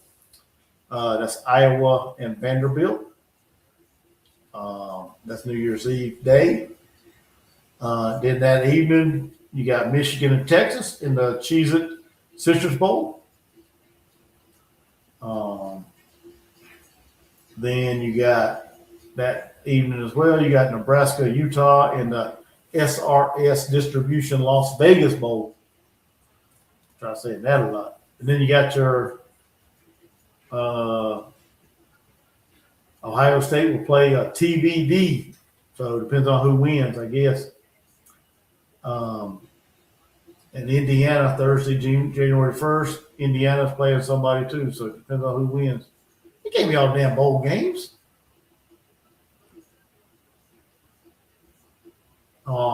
Here we go. Like I said, Alabama and Oklahoma play next Friday. I'll be doing that live show just like this one. So y'all come hang out with me next Friday. Do that instead of our regular Friday night live show that me and Sports Officer Dealmaker does. I'll be doing that game. Miami, Texas A&M plays Saturday in the college football playoff. First round game. Tulane, Ole Miss will play. There's another one on damn TNT True TV. Who the fuck watch it? Man, come on, dude. You got, I already said James Madison. Georgia's waiting. They'll wait for their opponent. That'll be January 1st. Indiana will be waiting on January 1st as well. Texas Tech will be waiting on January 1st. And Ohio State will be waiting on December 31st to see who they play in their first game of the college football playoff. So ready. The bowl season is underway. And hopefully we get some good matchups, man. Hopefully, I know a lot of people are not happy with James Madison and the other one, Tulane, getting in. But hey, that's the college football playoff committee. They set the rules. That was up in the air. Oh no, could not. No interception there. Batted down or batted at the line of scrimmage. Falls harmless to the turf. But I know a lot of people are mad about the college football selection and putting James Madison and Tulane in. But like I said, man, that's the committee, man. They put the rules out there in the ACC. They sent freaking Duke to play Virginia because of the tiebreakers, and Duke pulled off the win. Hey, he wants to go deep, throws it up for grabs, interception, picked off again. That was a dumbass play, man. He just threw that up for grabs. Now Washington's got a chance to put more damn points on the board, man. He just threw that up for grabs. I don't know if he's trying to throw that out of bounds or what, but he just heaved that ball. I think he's trying to throw it out of bounds. Trying to throw it across the field out of bounds, but that was an ill-advised throw right there. That shouldn't have been. That had disaster written all over it. As Clark intercepted it. Now they got a chance to put more damn points on the board for halftime.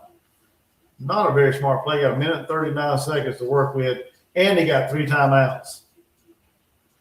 Wow, not a good throw. Not a good throw by that young man, but whatever.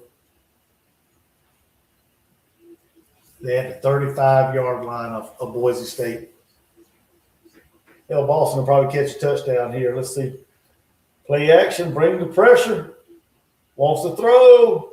Oh, no, that ain't Boston. I don't know who that is. He spins out of bounds about the 15-yard line. No, he marked him down at 17. Huge pickup there. 18 yards. About an 18-yard pitch and catch by there. Yep, that does. Was it a 17-yard line? Yeah, Washington receives the second half kickoff. This game here get fucking ugly, man. Oh my. Handoff, nowhere to run. Stiff arms, try to come back across the field. Oh my God! He picked up 10, 50, all the way down about the 3-yard line. Holy cow, turned nothing into about a 15-yard gain, man. Holy cow. He was stopped in the backfield, man. Them guys just couldn't get their hands around him. Good stiff arm. Just couldn't get anything on him, man. Yeah, he picked up about, I don't know, 13, 14 yards, first and goal. Chuck will start an NFL franchise built around Uber quarterback Lou Darty. Yeah, I do that, man. Oh, touchdown, Huskies. What's his damn name? Got a two-name last name.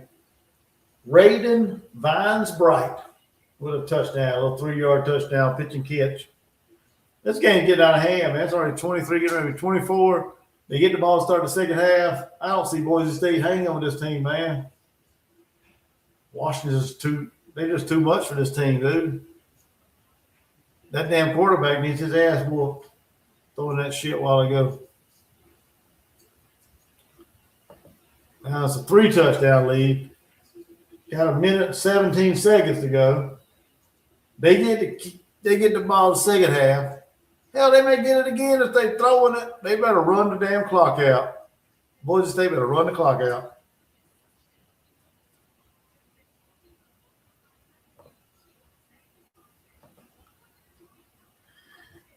Y'all got no business throwing no ball. Y'all got no business throwing the ball here. Y'all just run it out. Kneel down. Do something. Kneel the clock out.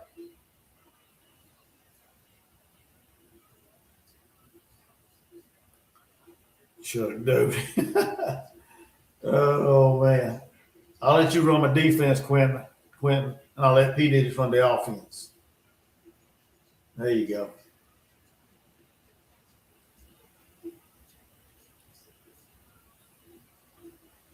Yeah, there's still plenty of time, man. What?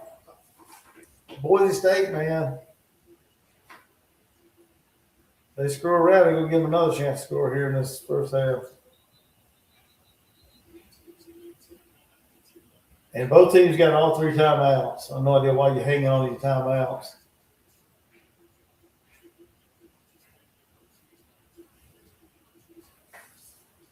So, like I said, didn't he come back the second half, get the ball? It's gonna be 31-0 by the time Boise State get the ball again.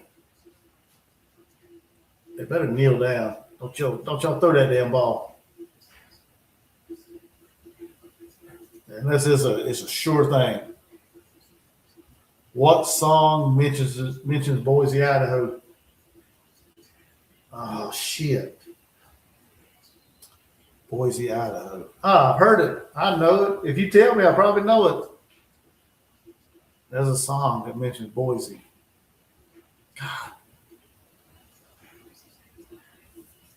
Got to be a country song. Got to be a damn country song for sure. Boise, Idaho. What song mentions Boise, Idaho? Sacked. He is dropped. Just kneel the fuck down, man. What are y'all doing? Just kneel down and take this shit to halftime, man. Y'all ain't doing nothing but just flat out getting embarrassed. That pocket collapse. That looks like South Carolina's offensive line out there. That looks like Lenore Sellers and Leonard Skinner. Leonard Skinner song, Boise, Idaho. Oh my God. What's the name of that one there, Quentin? Because I probably heard it. Like I said, I think I remember hearing that in a song, but I can't remember what damn name of it is. I don't listen to a whole lot of Leonard Skinner.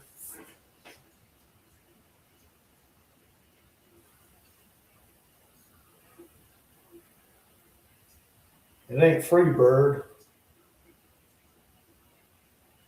I don't think.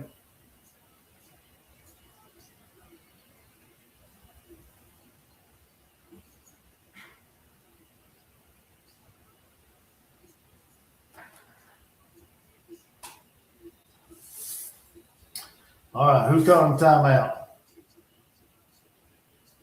Washington called a timeout. 3rd and 10, minute 5 to go before halftime. Washington trying to get the ball back again, trying to put up more points. They're trying to put up more points for the halftime. Shotgun wants to throw it, batted down. That ball didn't even get past the line up there, but didn't get past the Lord, how man.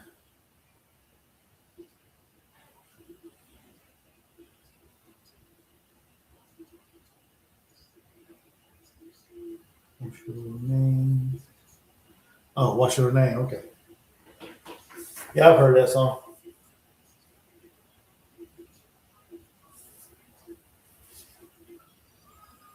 There you go, another punt. Got it off.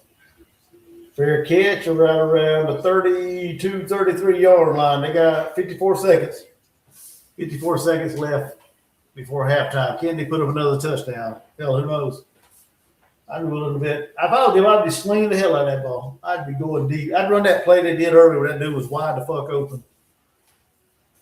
If I was Washington, I would run that same play. That little deep post.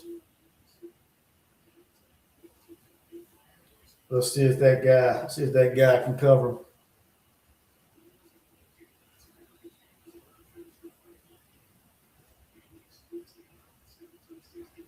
Man in motion.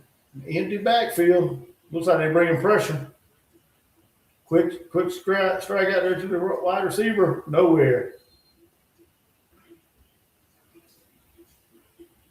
45 seconds and counting. Nobody's wasting no timeouts. Under 40 seconds. Bringing the pressure again. Another catch out in the sidelines. Pick up. I think they're still driving down the field. Clock stopped at 30 seconds. I said, Washington's trying to move the ball down the field. They ain't going to their locker room yet. They're trying to put up some more points on these fools. I said, y'all going to screw around and give us some more time? We're going to take advantage of it. They cross midfield at about the 48, not the 48. Yeah, the 48-yard line of Boise State. Shotgun wants to throw. Scrambles. Rolls left, passes out of bounds. Too far out of bounds. He was throwing on the run, so it sailed on him. 2nd and 10. Boston's going back to the sideline. He must be hurting or something. He ain't looked the same since he got that last touchdown.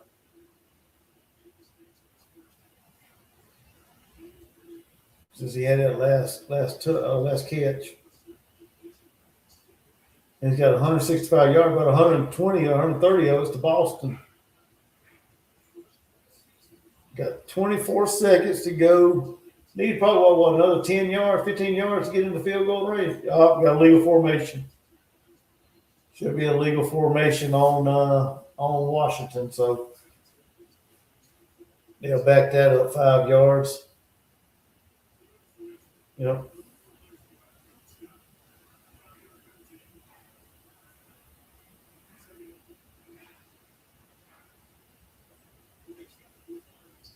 So we got 19 seconds before halftime.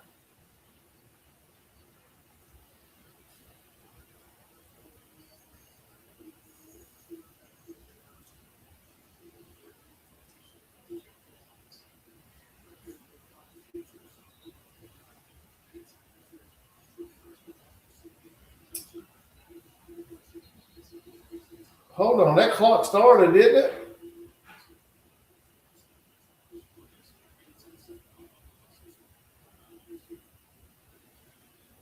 That was weird.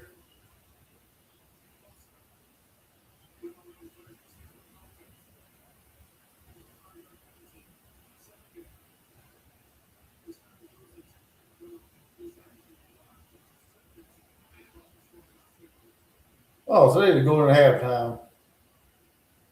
They reset the game clock to 2 seconds. Nobody don't want to waste no time. Why y'all saving timeouts, man? Y'all taking 2 timeouts to the locker room. What the hell y'all doing? That's how the half ends. 24-3. Washington got the lead. Boise State jumped out early, 3-0 on a 52-yard field goal, and then it's been all Washington since that.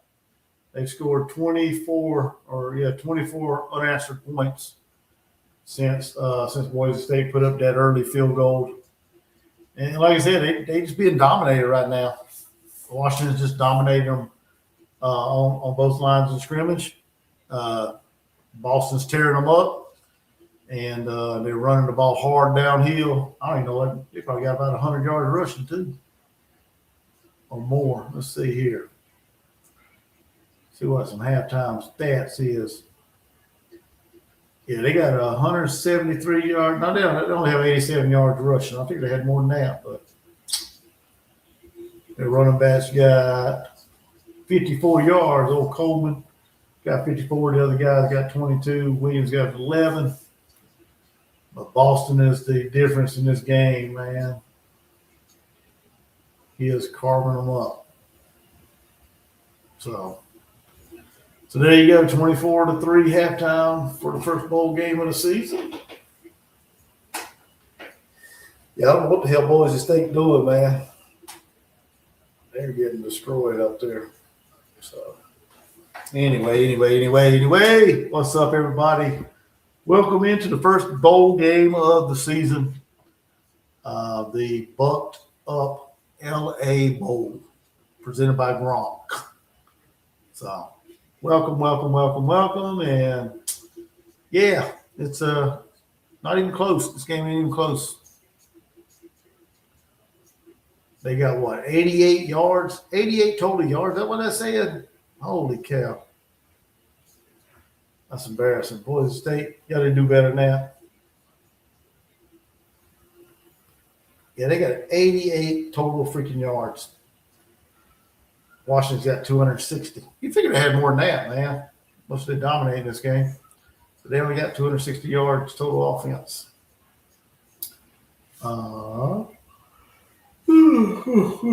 Washington's been able to stay on the field a lot, seems like. They got 4 of 7 on third down. They are one of the more efficient teams in the country on third down conversion.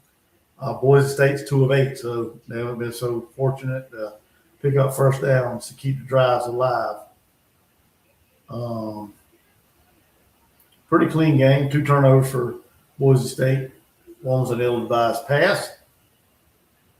The other one was just a good interception, good undercut by the defensive back, safety. So, yeah. But that's where we stand at halftime, 24-3. Washington receives the second half kickoff. Boise State better get their head out their ass and play some defense, or they're gonna come out in the second half and they're gonna be down 31-3, and yeah, it's gonna be embarrassing.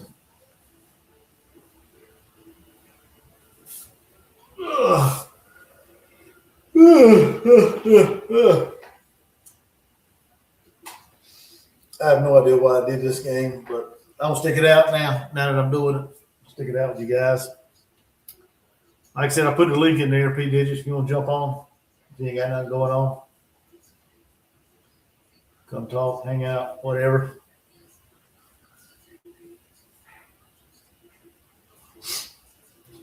Oh my goodness.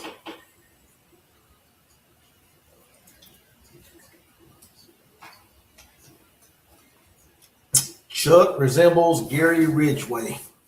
Let me see. Who the hell is Gary Ridgway? Man, they got me looking up. Got me looking up people because I have no idea who Gary Ridgway is.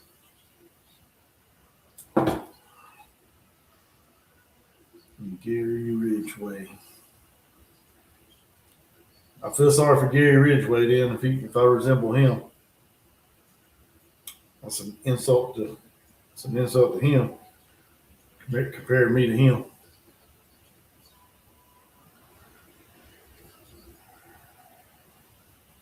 Oh my Lord, American.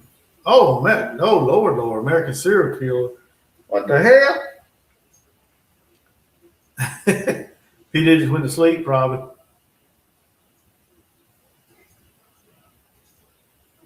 His wife might be she might be making him put up Christmas decorations tonight. Putting up more decorations or something. I don't think I resemble no serial killer there, Quentin.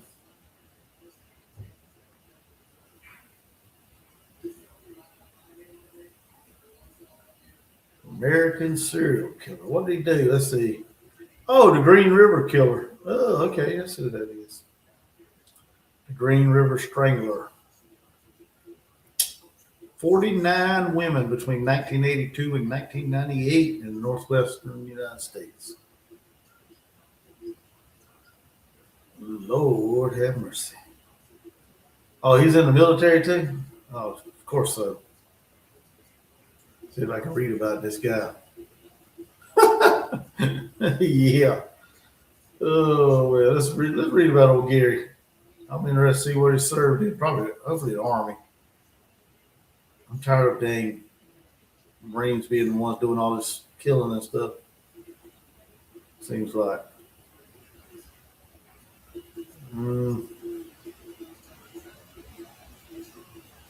Let's see.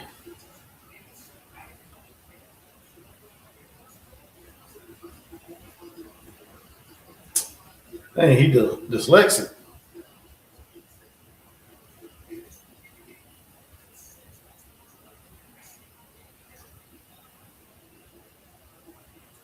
Oh, he's a freak. He's a weirdo, man. Hell no. No, sir. That dude he does need to be dead. We'll see what he joined the United States Navy and was deployed to Vietnam. He served on a supply ship and saw combat.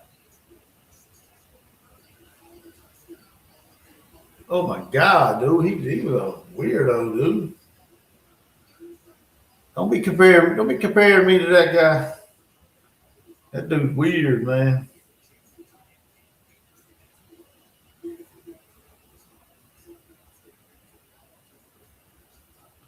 Oh, he reading the Bible aloud? Nah, hell no. That dude don't be reading no Bible.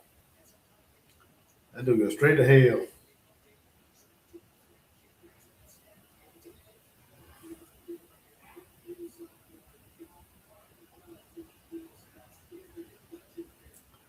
No. That is not. I do not resemble that guy.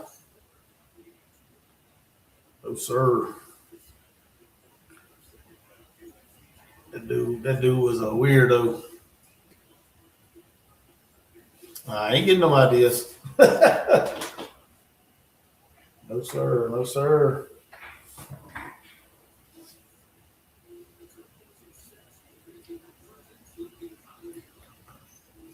Yeah, P. Diddy might have went to sleep there, Quentin. He might have fell asleep on us. Or maybe he just ain't got nothing to say.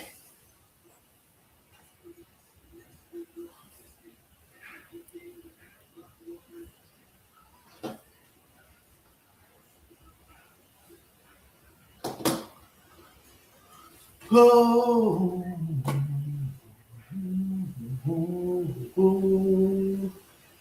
Oh. P. Diddy said he'll be back soon.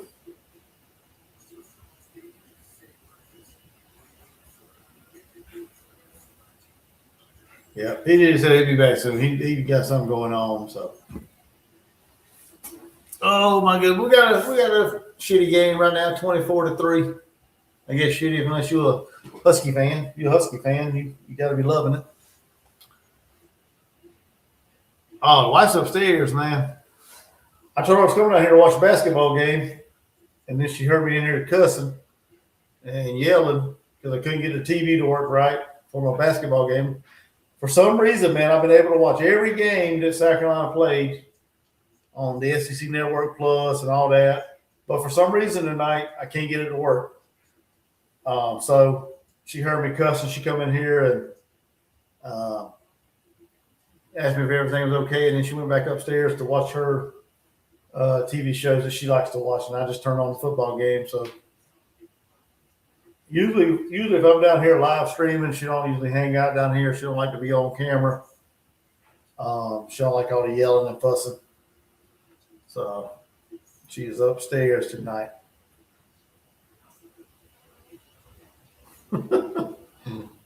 Oh man! But like I said, unless you're a Husky fan, this game sucks. So, like I said, I don't know why I'm doing it. I'm just hanging out. I guess I'm waiting for the game tomorrow. Penn State, South Carolina. The Gamecocks will be taking on the Nittany Lions in basketball, women's basketball. God, I don't even know how many we got on the roster now. Everybody seems to be hurt or sick. I hope everybody's back tomorrow. I know, who was it? Agat McKeer, she was out with a concussion. Tessa, she was sick. So I have no idea who's going to be available tomorrow for the game, but hopefully we can get out of there and get that win, and at least I think we can. Should be able to beat Penn State in basketball. Yeah, that dude wide open too. Showing highlights of the FCS championship quarterfinals. The Montana Grizzlies beat South Dakota. Beat them pretty good.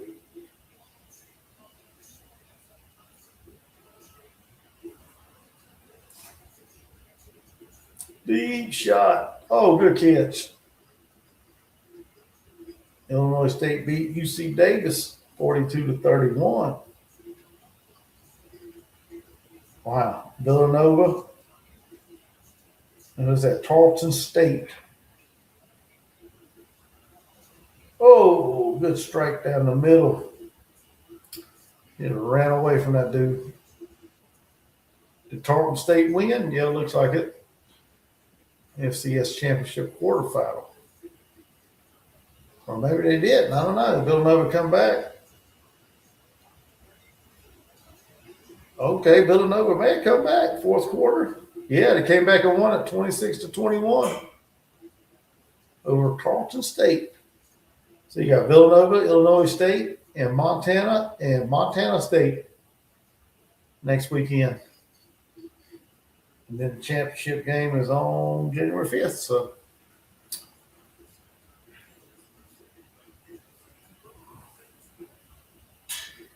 that hell drunk out there flexing muscles for.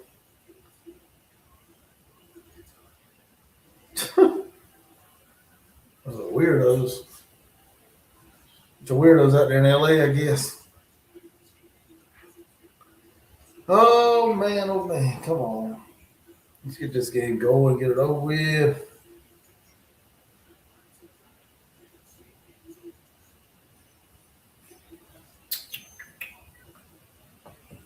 Oh, welcome in. Got a few people in here. Make sure you hit the like, comment, get in the chat. Come on, people, let's go. Get in the chat. Let us know who you are, where you're from, what you're doing, who you like, who you don't like. And if you don't like me, tell me. That's fine too. I don't care. It's all good. I like to interact. I like to try to interact with some people, some new people. I'm not saying that my loyal fans that are here all the time. I'm not saying they're not fun to talk to, but I like to meet some new people on here. Like to know some Boise State fans and some Washington Husky fans. I know it's probably not nice. Not a nice game for the Broncos, but I don't know.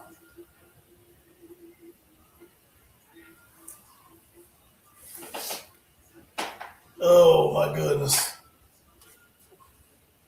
See if I can put the game on here instead. I'm getting tired of looking to the left. Oh shit, get back. Join live. Let's get it on there and let's turn this one to something else because I don't want to watch.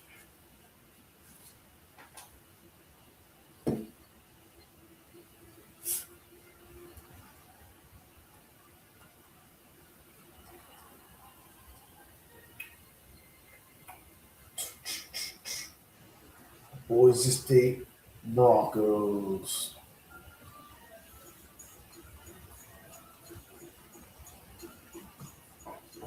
All right, we got about 6 people in here. Hit that like button. Come on, let's go.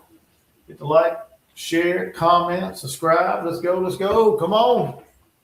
We got a 24-3 halftime lead. Washington gets the ball to start the second half whenever it starts back up. And hopefully Boise State can make a game out of this. I don't like doing that blowout games. If you're new here, get in the chat. Let me know who you are. And let me know who you're a fan of. As the college football playoff starts next Friday. So I'll be doing that game, the Oklahoma-Alabama game. And be watching it and having a live reaction next Friday. So y'all come hang out with me then too as well. So, but let me know y'all here. Come on. Billy Cole is in bed, lights out. I have no idea what Billy Cole doing. No idea what Billy Cole's doing tonight. He could be though. He could be. It is pretty late. It's after 10 o'clock. So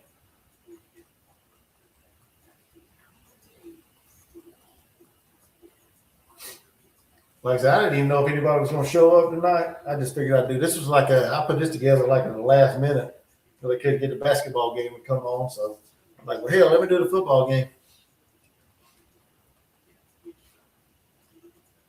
We got National Lampoon's Christmas Vacation. There you go. That's a good show. I'll put that on. I think it comes on after this too, so it'll be like a back-to-back National Lampoon's Christmas Vacation. That's my favorite Christmas, one of my favorite Christmas movies. It's getting ready to go off, and then it'll come back on afterwards too. So, ho ho ho, Merry Christmas.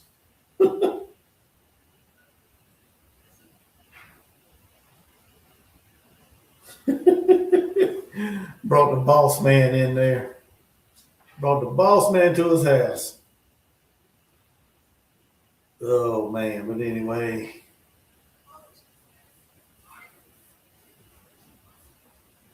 Clark, whatever.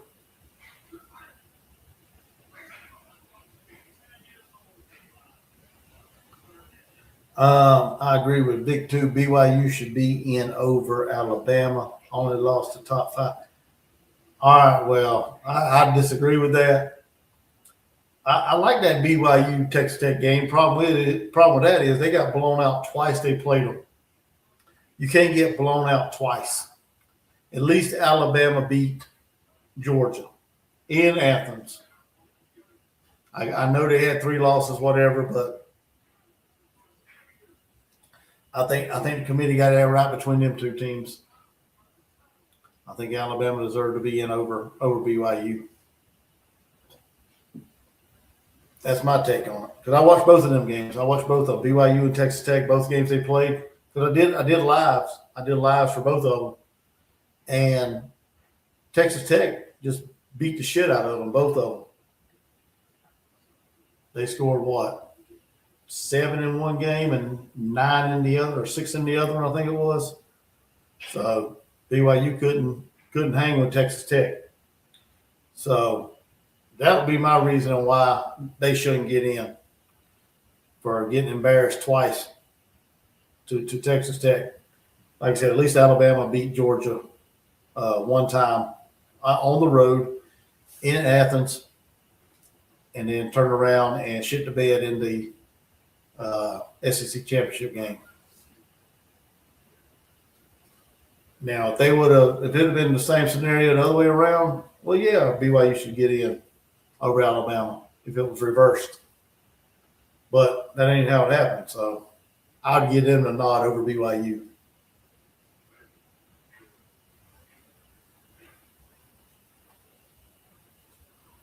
Oh yeah, Randy Quaid is good. I like him in this movie. The Jelly of the Month Club. That's the gift that just keeps on giving. that's stupid. Oh man. Yeah, me and my wife, we like watching this movie for Christmas.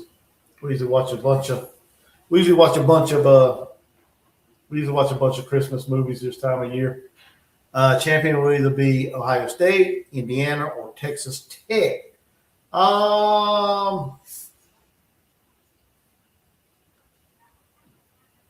Well, I said I think we did a live show a couple weeks ago, and that's who I had in the championship games, Ohio State and Indiana. I had a rematch of the Big Ten championship. I don't know, Texas Tech, don't they have to play Oregon? Yeah, I think if they get that far, they have to play Oregon if both teams get that far. So that might be an interesting game. Might be an interesting game there. But all right, the game's getting ready to kick back off second half. But yeah, I'd like to see Texas Tech do something, but they would have to play. Would they have to play Ohio State to reach the finals, to the championship game? Maybe. No, they have to play Indiana. I think Indiana's on that side, on that part of the bracket with them. What's up, Brian Harrison? How you doing? He says South Carolina 71, the Citadel 55. That's right. They got by the Citadel, man. I was going to do a live show of that, but I couldn't get the game to pop up on TV, so I got fed up with it, and now I'm doing this football game as Washington returns to kickoff to the 30. Yep, knocked down about the 30-yard line. But yeah, they squeaked by the Citadel. They got Clemson coming up on Tuesday, so that'll be a good game, good matchup there. So hopefully we can get out of there with a win against Clemson in basketball. Hopefully we can beat them in some sport other than women's basketball. I don't think we're going to do anything with them in baseball this year. We didn't do anything with them in football. Women's basketball, we beat them. So we will see as we got 1st and 10 from the 30-yard line. Washington Huskies with the ball. First play was a run up the middle for nowhere. So hopefully Boise State can get their defense fired up. I don't think defense has been really the issue outside of a couple busted plays. I think their offense has been putrid. They ain't been able to get anything. Oh, the quarterback's in a boot. Holy shit, their quarterback's in a boot. He ain't coming back. Madsen's out for the game. Holy cow.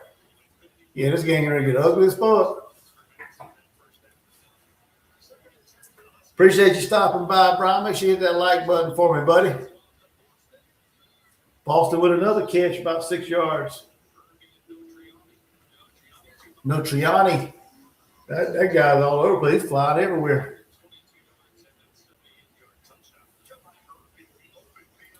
All right, 3rd and 6.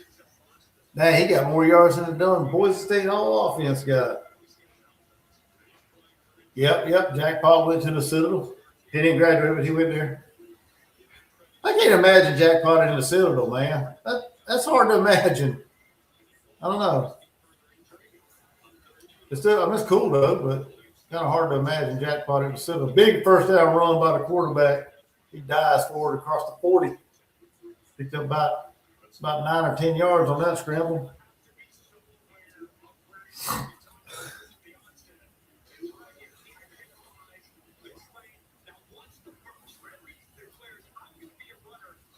Yeah, he wasn't sliding for shit. He dove for a first down. He said, I ain't sliding today. 1st and 10, across the 40-yard line. Play action. Wants to go deep. Got a man. Oh, overshot him.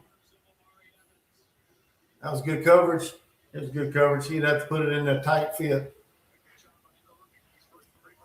Just a little out of reach of that wide receiver. He should have walked on. Oh. He probably should have, man.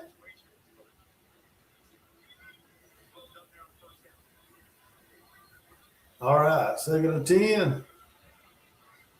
They went for the juggler just then. Luckily, he could not connect. Here goes another run off the left side. Oh, he's wide open. 50, 40, cuts back across, 35. Stood up about the 33-yard line. 25-yard pickup on that run. Holy cow. Offensive line just opening holes, dude. Look at this. Got to the second level. Boom. Knocked that linebacker off of. Wow, man. Green grass. Must be nice. Hopefully we'll see that this year at the Gamecocks. Coleman with another big run there. 20, was it 25? All right, play action. Wants to throw it. Oh, touchdown, Washington Huskies.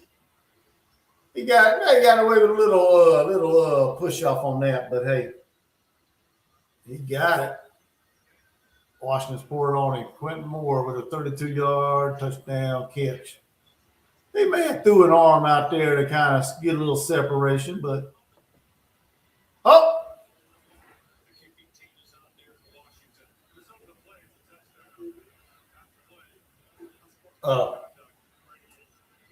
he got unsportsmanlike conduct. I thought maybe they were trying to take the dang score off the board. He's celebrating a little bit too much. He was happy, man. Got him a big touchdown in the bowl game, man. Let the man celebrate. What the hell y'all being a damn – how you being an asshole with a man trying to celebrate? Another flag down. Holy cow. False start on the offense. Let that man celebrate his touchdown, man. Good Lord, referees. Y'all suck.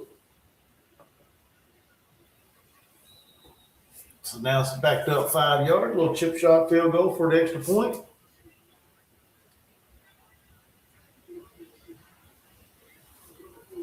If I had a rubber hose, I'd beat you with it.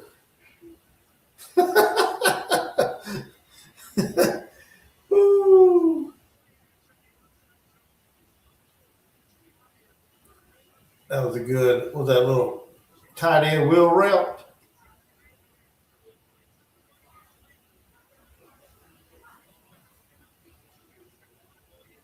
That was a good play. And then he just spiked it. Ah, man.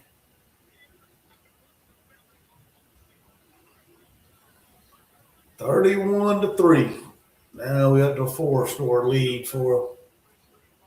Oh my God, that's what I thought, man. I told y'all they're gonna get the ball, go down the field, score, go up, dang 28 points, and they're gonna score before dang boys they get the damn ball again, man. That's crap, man. Come on, boys, they make a game of this, something. Put some damn points up on the board, play some fucking defense. Problem that is the damn quarterback's out. He's in a damn walking boot. I don't know what their backup looks like. No idea what the backup looks like, but hopefully hopefully he can do something. Because right now it's not looking good for the Husky or for the Broncos.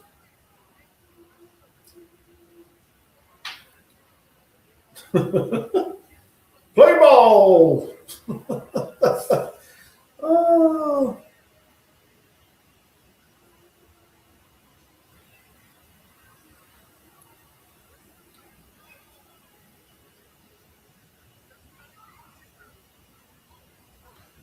Oh man, good movie. Good movie.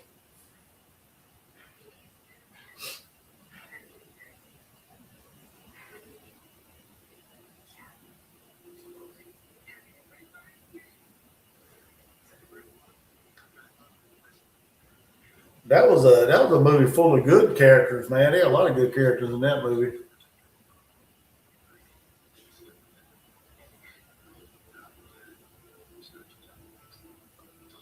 Christmas Vacation. National Lampoon's Christmas Vacation.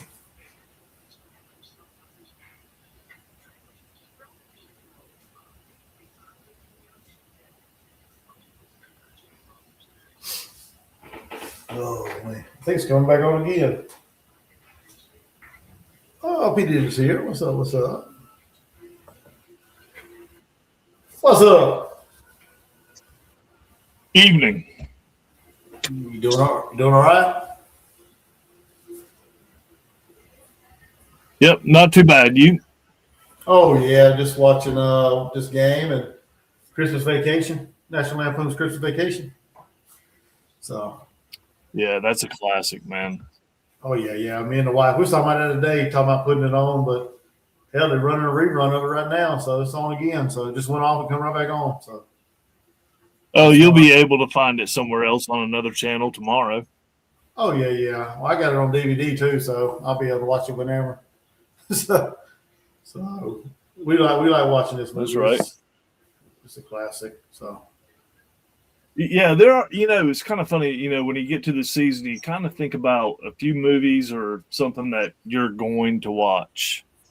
Mm-hmm. Because right after Thanksgiving, it's Die Hard for me. That's how I kick off the holiday season. Oh, it's Die Hard. Yeah. Yep. I ain't watched that movie in a long time. Yep. Check the box. It's a Christmas movie. It's what? It's a Christmas movie. That's what everybody says. I don't know. Yeah. What makes it a Christmas movie? The dead Santa in the elevator, Ho, ho, ho. Oh, okay. That's what makes it a Christmas movie right there.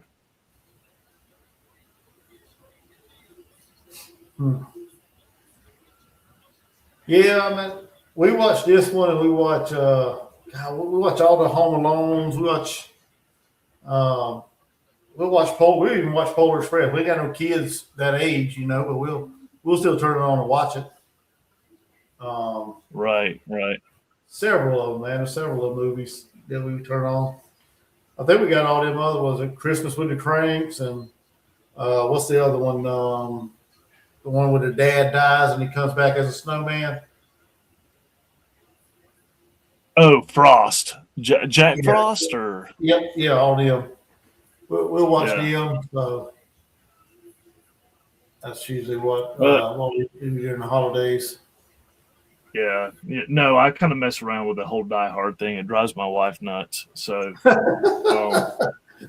just brings up an argument. Anytime you want to argue or talk about that, it's a discussion, and if you time it right when you're putting on the ornaments on the tree, she'll eventually look at you and go, you know what, just let me do it. Because you get in her head there, you don't want to put the ornaments on the tree, so you got to time things right. Yeah. So, yeah, okay, I got you. So when you don't want to help decorate, you just talk about Die Hard. There you go. Yeah, bring up Die Hard. Hey, while we do this, can I put on Die Hard? Getting the Christmas spirit, yeah. Yeah, and she's not going to get in the Christmas spirit that way, but if you keep pushing it, and then when you go through the whole discussion whether it's a Christmas movie or not, and you're like, well, when there's a dead Santa in an elevator that has ho ho ho across his chest, yeah, that's a Christmas movie. Oh man, I've never looked at it like that. I know I've heard people say that, and I never really understood why they would say it. But I guess I need to go back and watch it again. It's been a long time. Well, it really isn't. It's just teasing. That's use it to my advantage.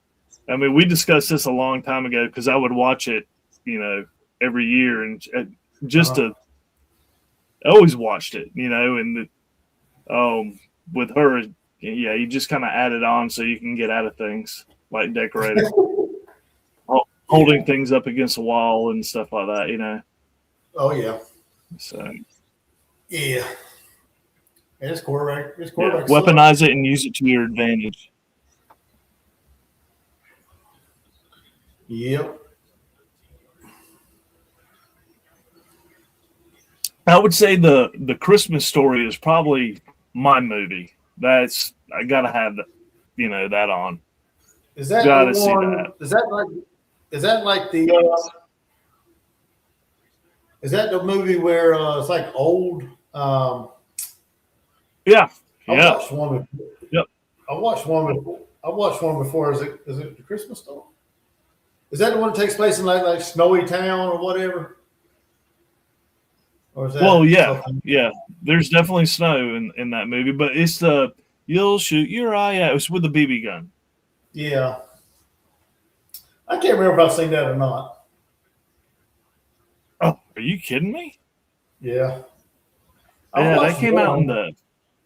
in the 80s sometimes, I think. Maybe late 80s, mid 80s, but anyway. Yeah, it was good. I have to look it up. I know I've So, watched one. That was one I watched several years ago. First time I ever watched it. Um, oh, but it okay. starts. Have you ever You seen the know, leg lamps? yeah, yeah. Okay, it comes out of that movie, Mm, the leg lamps. I got one I swear to God, there's one in the window in the living room right now, full size. okay, no, that's not the movie I'm thinking of. Oh, what is it? A Wonderful Life? Is that what it is? Oh, a wonderful. Yeah, yeah. Yeah, I that's the haven't one I seen saw. that one in a long time. That's the one I saw a couple years ago. That's the first time I ever watched that one.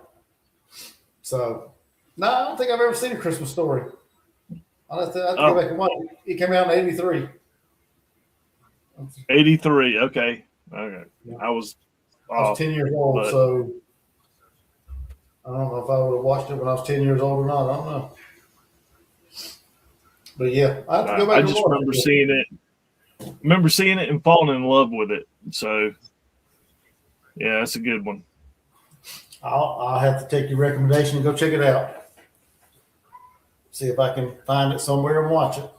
Because I've never. Oh, I can tell you right now, just TBS or TNT. It's one of those channels on Christmas Eve at 8 o'clock, and it goes for 24 hours into Saturday.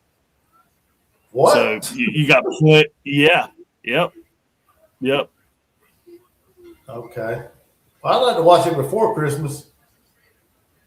I'd Yeah, like to watch. Christmas Eve. Yeah, it comes on at 8 o'clock, but I'm sure you can find it somewhere else. I Oh just yeah. know on TNT and TBS that's the Okay. case. Yeah. I'll have to check it out then whenever I get a minute. I might do it while I'm on vacation. See I if I can't can believe find you it. haven't seen it, man. That is a classic. I don't know. I never thought about watching it honestly. I don't know. But now that you mention it, I may have to go look it up and find it, see if I can watch it. Yeah, you'll see the leg lamp. And the very first leg lamp I got was just a desktop, Uh-huh. and I would put that, But, after a few years, you can see a sale on a huge leg lamp that you pull down and put in front of your living room window. And now it's a Uh-huh. staple. Yeah, that's awesome. The first time I put it up, my wife complained, and I was like, "Oh, it's just like the movie. This is great."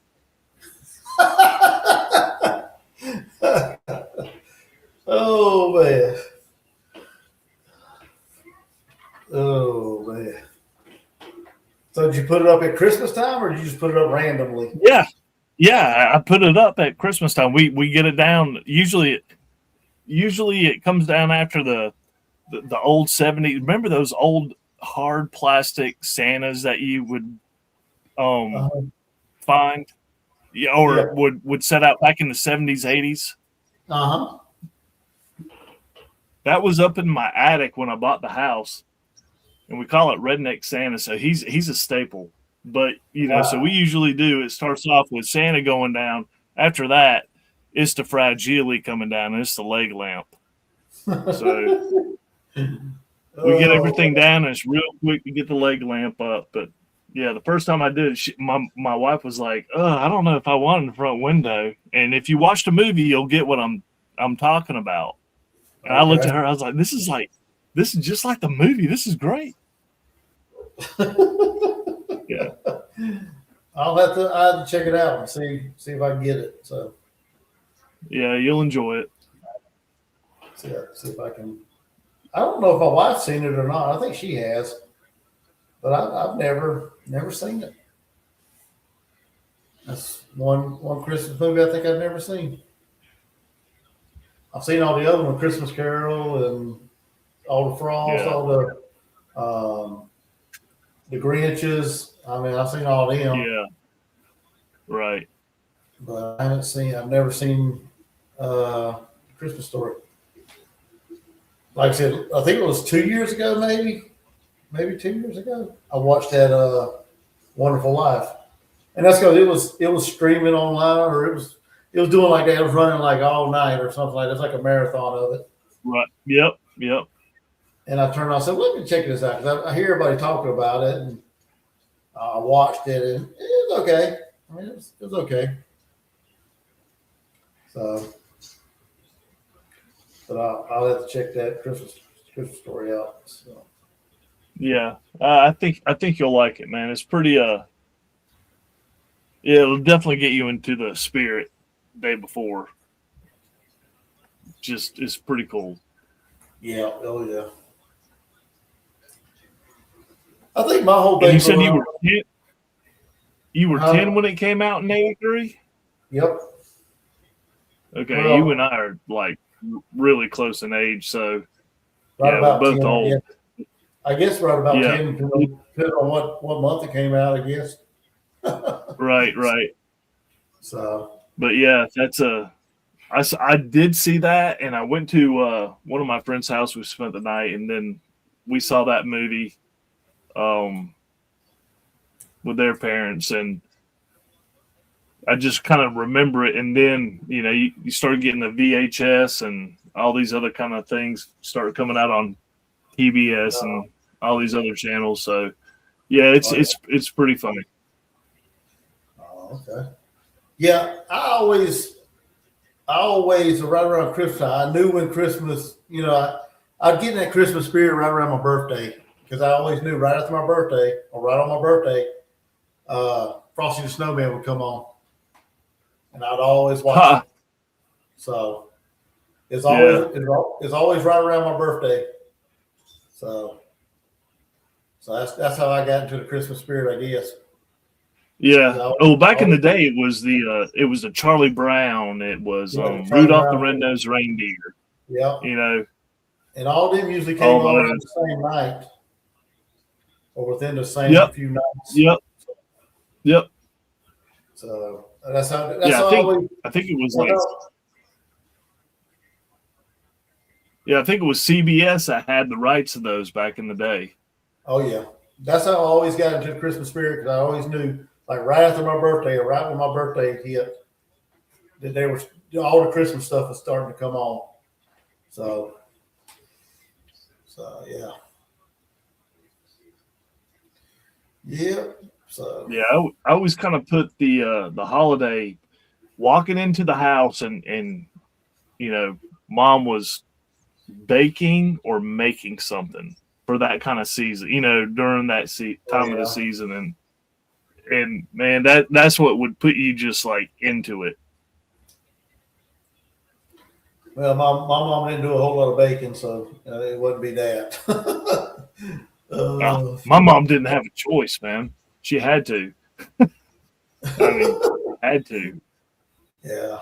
Now, where I'm from, if you wanted a McDonald's, you wanted convenience and going out, that was over 50 miles away. She had to. That was, that's right. And all those people where I'm from, they can throw down, they can cook. Oh yeah, you from Maine? That's right. I forgot. Yeah. I'm thinking you from South Carolina, but yeah, okay, that makes sense. Yeah, you have to cook. You don't get a lot of takeout or a lot of fast food A lot of homegrown stuff from the farm or from the land. Right. But no, my mom, that's what they she cooked. Farmers. She cooked, but I mean, she didn't bake a whole lot. So, yeah, if we got fast food or anything, we had it was like a special thing. It was like on a weekend or something because we live around any big time cities. We lived out in the country, so yeah, right. But I mean, it's all changed now, though. A lot of places. No, I know. Well, I remember as a kid, like everything was closed on Sunday. Oh yeah. You know, you had to kind of cook from the house, but there was always a delicious Sunday meal, man. Always. Oh yeah. Yeah, so I kind of put because she would make special things during the season. You don't get them all year, you know. So you smell that, and yeah, that's what would get me in the spirit.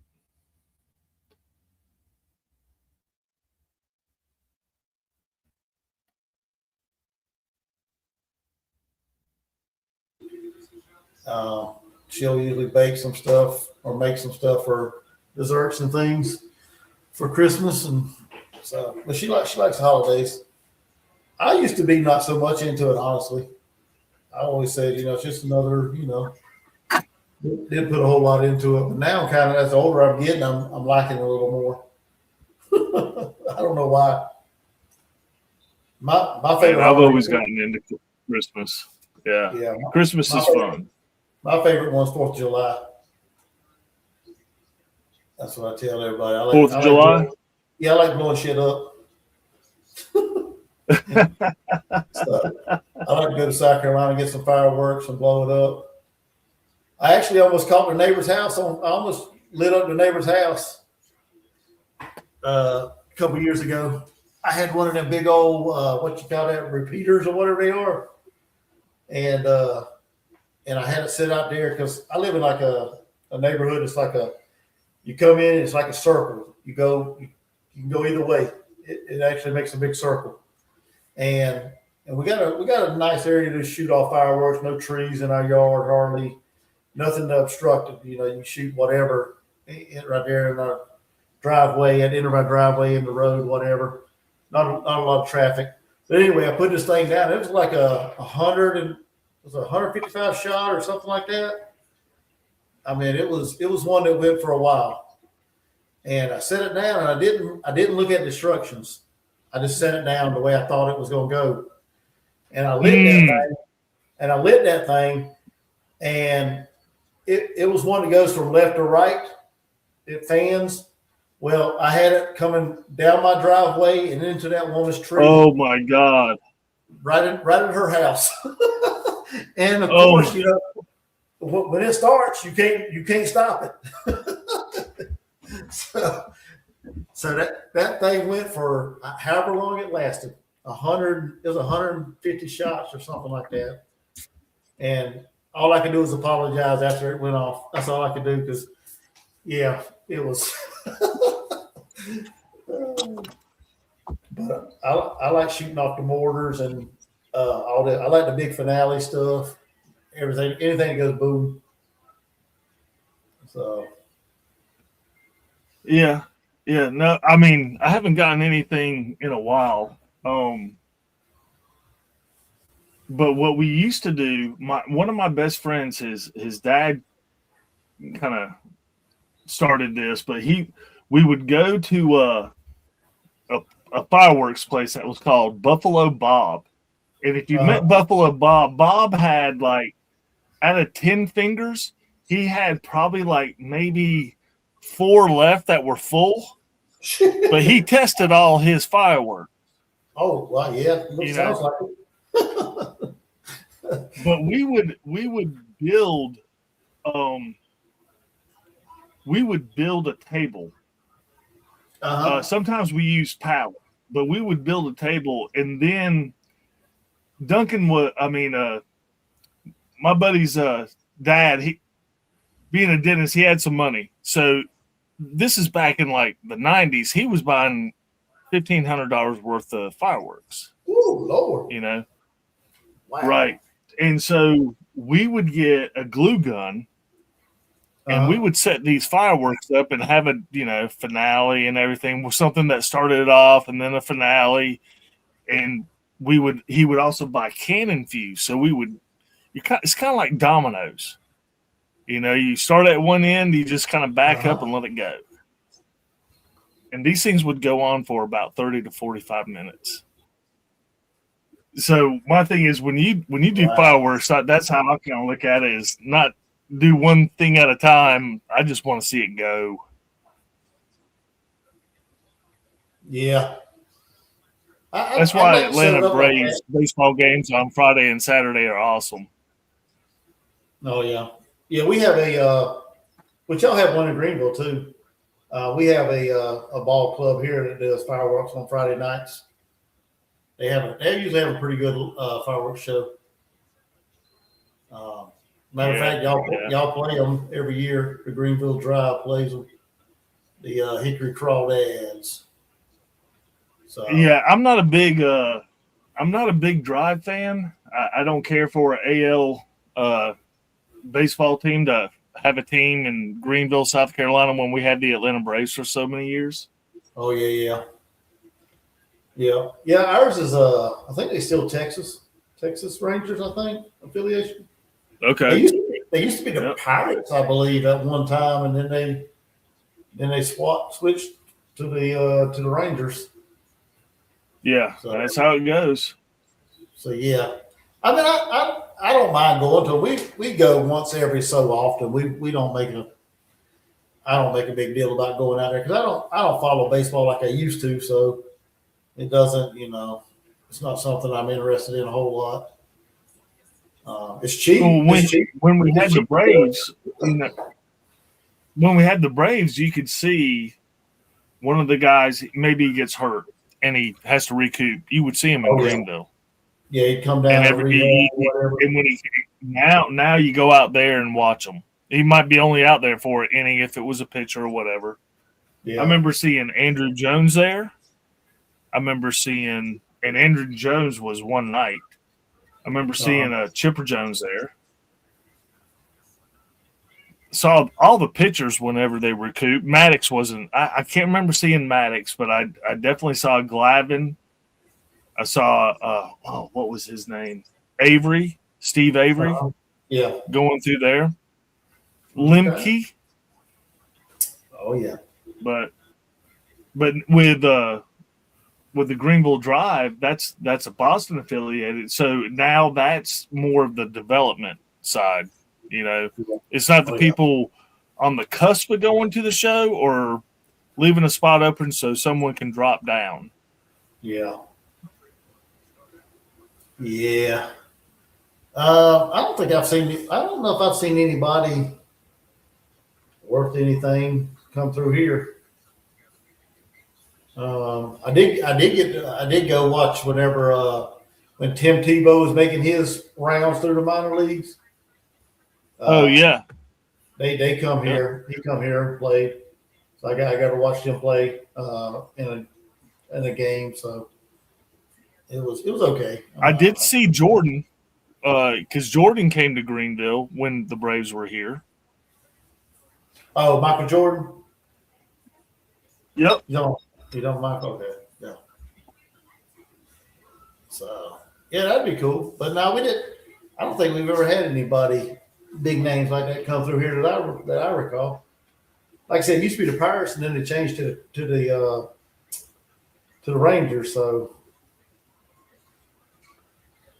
but like I said, I haven't kept up. I haven't kept up with Major League Baseball in so long. I don't know who's on what team. I wouldn't know any of them. So it's just I haven't watched a complete game in years. We watch quite a bit of Braves. I mean, I'm a Cardinals fan, and I watch them when I can. But my wife she's a sports nut like, all of us are. And when it comes to the Braves, she records the games and will watch them, No. Yeah. I ain't doing that. Yeah. I mean, she knows her stuff, man. Okay. My wife, she Especially likes when it what? comes to the Braves. But, Uh, I'm sorry. oh, I was gonna say my wife, she likes watching sports, but she's not that into it. But she don't mind going to games. She'll go to Columbia with me, watch basketball, baseball, football. We'll sit Yeah, around and watch West Virginia games if they're on. We watched a couple of Braves games back in the day, but like I said, I haven't kept up with it at all. So I can't remember last time I watched a Braves game. we try to go down to Atlanta whenever the Cardinals come in. Uh huh. So you know, so we can Yeah. each watch our team, and we'll make a little weekend of it. Uh, But yeah, she's a Tar Heel fan, so oh yeah. right now being Yeah. around her when it comes to basketball is kind of tough. Oh yeah. Last time I went to Atlanta, we had to drive home with one less window. So What? yeah. We went to Atlanta. It's like when we first got together. I can't remember what year it was now. Probably had to be around 2006, maybe five, somewhere around there. We went. It was like, hey, let's go to a Braves game. She likes baseball. She liked baseball. She liked the Braves. I said, okay, I like the Braves. So we got tickets and we drove down to Atlanta. And we didn't put no planning into it. So we just drove down and we got a hotel. And Yeah. okay, we got us a place to stay. We're gonna go watch the ball game, come back, go to sleep, get up next day, and go home. Well, we get back from the ball game, and the whole I didn't know about this. I don't know if it was a good part of town, bad part of town, or what, but it must have been a bad part. But the whole parking lot across from the hotel was open. There was no cars out there, so that should have been the first sign that, hey, dummy, don't park here. So it was like, oh, at least we got a good parking spot. So we parked the car and went in the hotel room, went to sleep, got up the next morning, went back to the car, and the passenger side back seat window was busted out. I think it was. Ah, Or no, it was the driver's side back seat or back door window was busted out. And there was newspaper all in the back seat where they'd gotten in there and went to sleep. Rummaged through all the stuff that was in there. Luckily, we didn't have anything valuable. I think they stole some candy or something that my daughter left in the car or whatever. right. A CD case or something. They stole some garbage. It wasn't anything valuable. But yeah, so we had to drive back home with a busted out window all the way to North Carolina. So so we learned our lesson there. If the parking lot looks too empty, don't park. Just get valet parking, let them park in the garage. And That's right. Yep. We wasn't thinking. We were just like, okay, it's good parking. We didn't know how that area was, so it was a lesson. Well, I was in this one city in South Carolina and parked my car. When I came back, busted out window, and they got my Verizon wireless router and a little bit of other equipment, which was a little upsetting. And I sent that picture to you of that also, that just awful building that I could see from my window. So that just happened. It was in that city. Oh, But I made sure they valeted my truck. yeah. So this time I didn't have a busted out window, which was nice. But Yeah. that city, Yeah. So we learned next time we go to Atlanta, we're valet parking. Yeah, because that's that was our Atlanta experience, and I was like, well, that was also Turner Field, and Turner Field is that was the whole area over there was a little rough.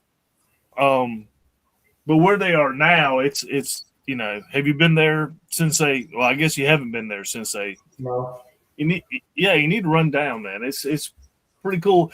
Everything's moving to the experience of going to see a game. You know, Dealmaker was talking about, you know, the changes that are going to be coming to your stadiums. They're going to be coming to everybody's stadiums because it's going to be more about the experience and putting your value on that with the game. Yeah. You know, Oh, yeah. back in the 60s, 70s, how you got your revenue by people coming in and sitting their tail down in your town. It's not like that now.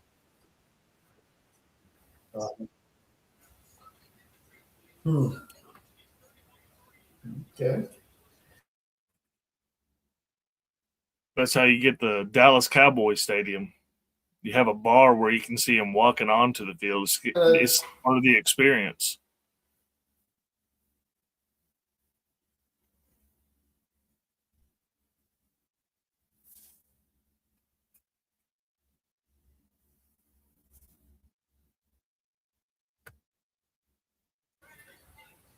Oh, shit. Did my internet go out? I think I ran everybody off. Oh, no. I don't know. Quentin was here. I don't know if he's still here or not. He probably asleep. Nah, That's what he was accusing me of doing. I didn't know if anybody was going to come on here or not, man. I just figured I'd do this just to hang out. So, dang, Boise State finally playing some defense. But, no, I'm glad you did. I told my wife, I was like, Chuck's about to do a show, so I gotta go out there. And she's like, okay. I was like, yeah, keep on hanging those ornaments, honey. Keep decorating. Leave me out of this. Don't be using me as a pawn to get out of doing something now. Absolutely. I use everything at my disposal, man. Everything's at my disposal. Well, let's see. Well, we don't decorate a whole lot. We just put up a tree and put up some decorations around the house. Inside the house, she puts up some things that she has. But usually, I got the tree out for her, and I think I went to work the next day, and it was up when I come home from work. So that's how I usually get out of it. She'll put it up when I'm at work. Chuck, I could only wish. I mean, shower curtains are being changed, you know, or they already have been changed. Yes. Curtains? Yes. Oh, yeah. I don't want frosty shower curtains. I just let her do her thing. But don't include me. Yeah. You know, do your thing. That's yeah. Hey. No, we don't go to that extreme. We put up a tree and put up some stuff that she got around the house and put some light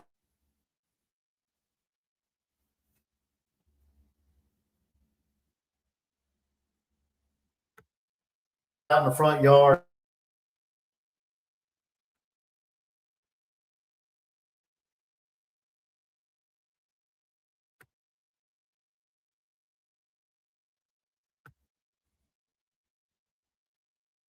And it's acting up.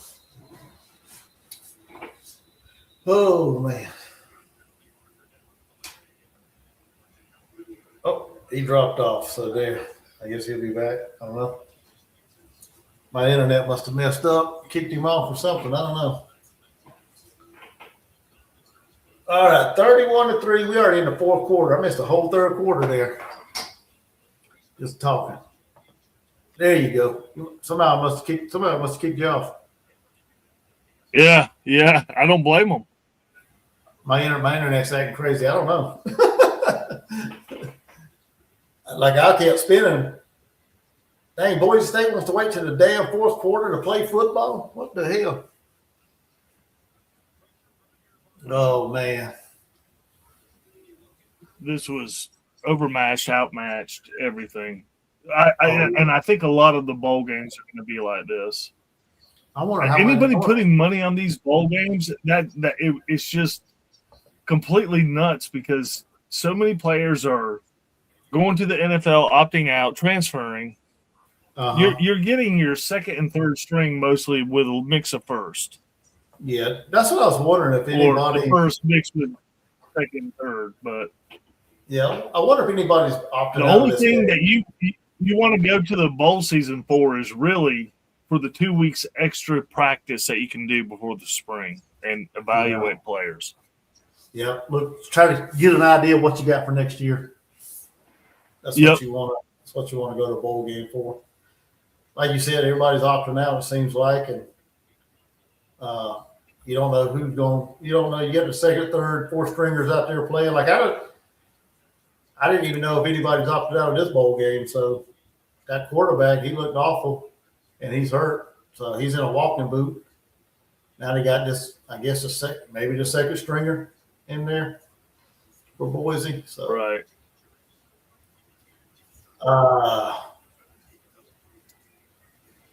Do y'all have anybody opting out against Penn State? You know what? I haven't dug deep into that. I'm sure. I mean, I don't see why not. I know we got a lot of players either, going to the NFL and that's not a lot of players. It's just a few. But everybody else is transferring. I'm kind of sitting here waiting to hear about TJ Moore, whether he's going to move on or not.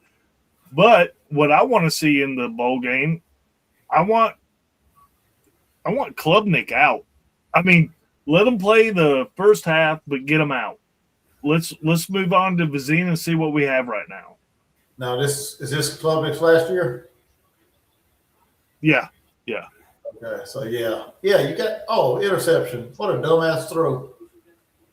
And for practice, all these, the practice going to these bowls has nothing to do with these people moving on. It's about everybody's that's potentially could be coming back next year. Yeah. Yeah. I see your point there.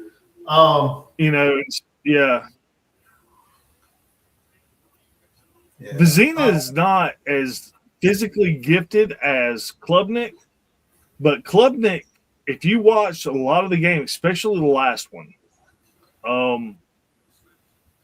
he's on his heel when he throws. He's backing up when he throws.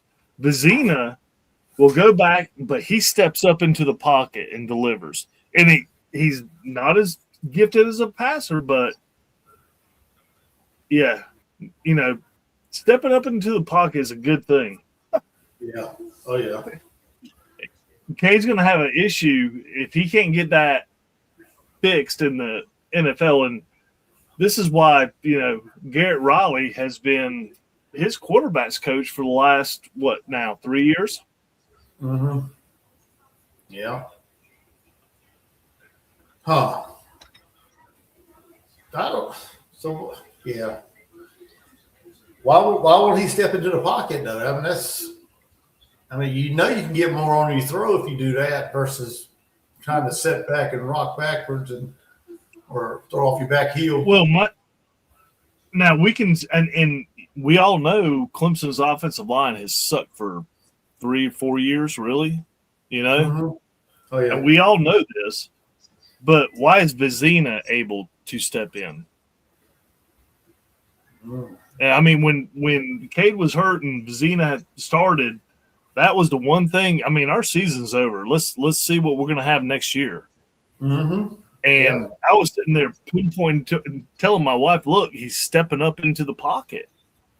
Cade doesn't do that. He steps into the pocket. He's running the ball. Yeah. He's taking off. Yeah. Predictable. I mean, that's what we were saying early in the year too, man. I mean, if you bring Lenoris out the field, why is Luke Doty getting playing time? He's no value next year.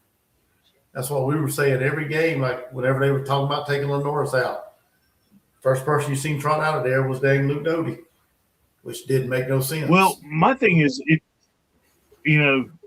looking from the outside, not having any emotions attached to it, with South Carolina, what I saw at the beginning of the year was chaos. Mm-hmm.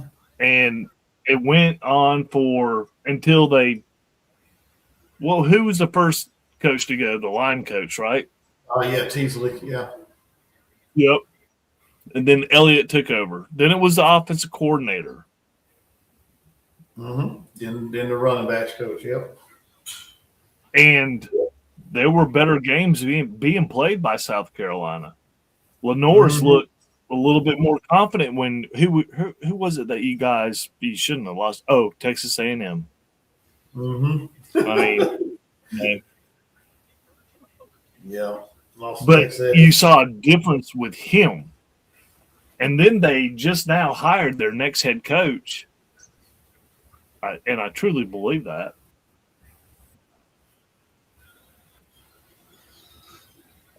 As offensive coordinator.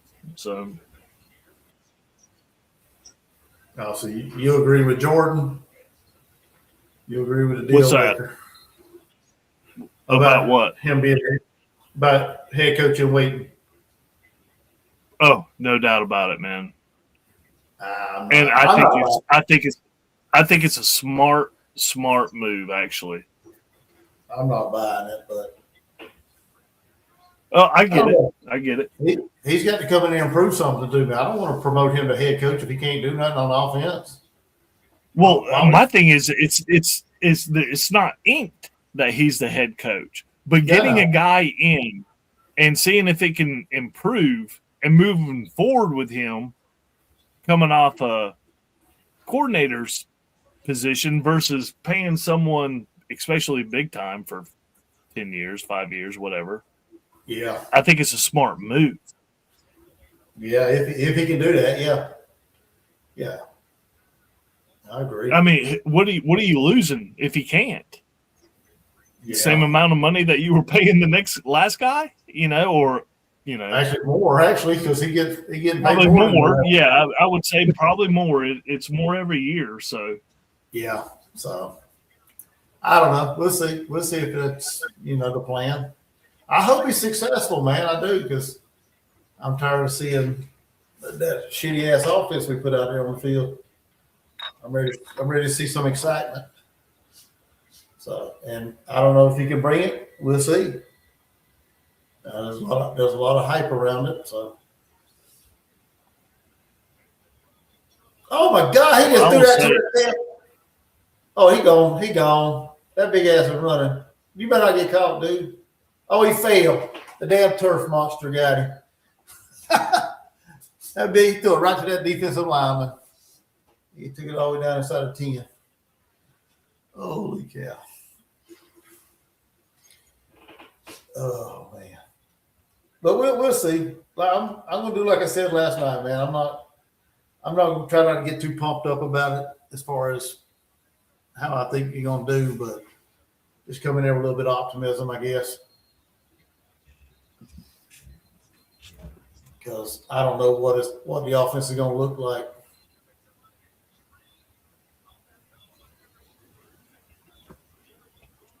Well, I remember having Rob Spence for years, and then they went through a couple of coordinators, but they Clemson eventually got Chad Morris with Dabo, and everybody talked about, he's a high school coach, all that, but it worked. Oh yeah, it worked.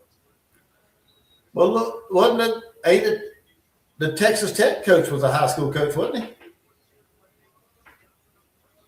I think he coached. No, the Texas Tech. Oh, Texas Tech.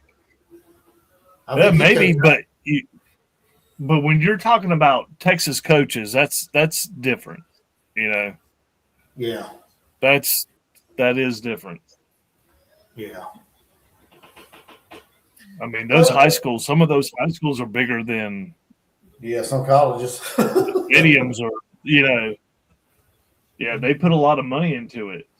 Yeah. I think Chad Morris was making I think $250,000 in high school at Texas as a head coach. Wow. Yeah. Then he goes to I think he went to Tulsa maybe, and then to Clemson. But yeah, he was at $1 million with Clemson. Then moved on to SMU, I think.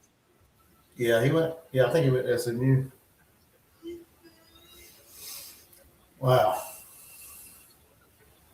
Didn't he coach at Arkansas too?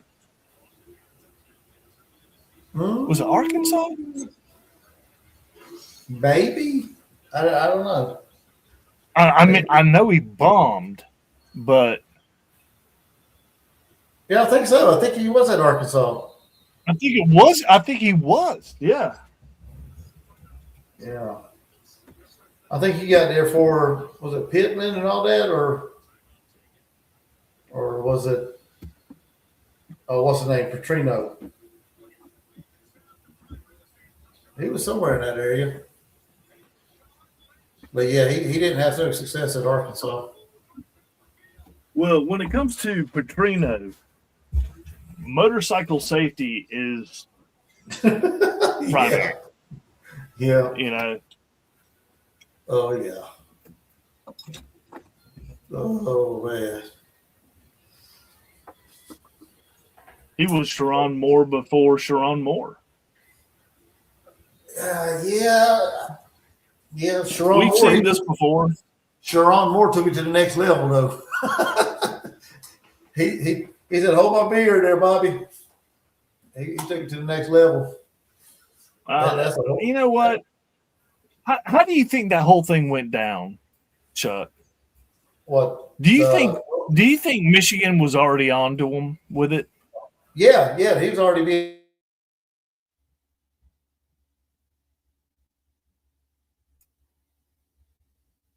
Froze up again. Already out.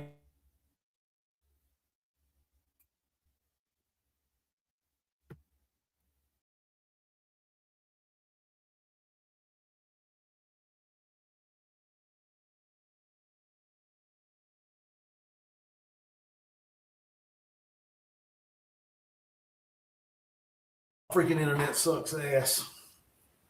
Let's see if he's on. You there? Yeah, this might be me, man. Mine's spinning crazy sometimes too.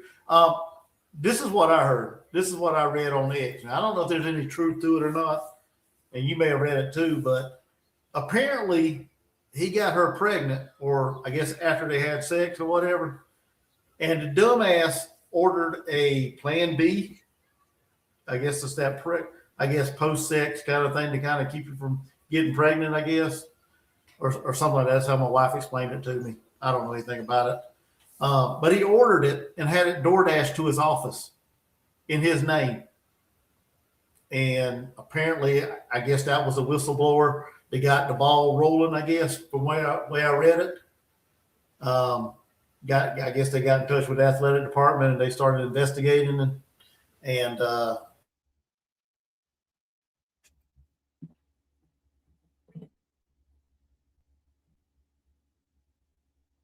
that's how you got. Man.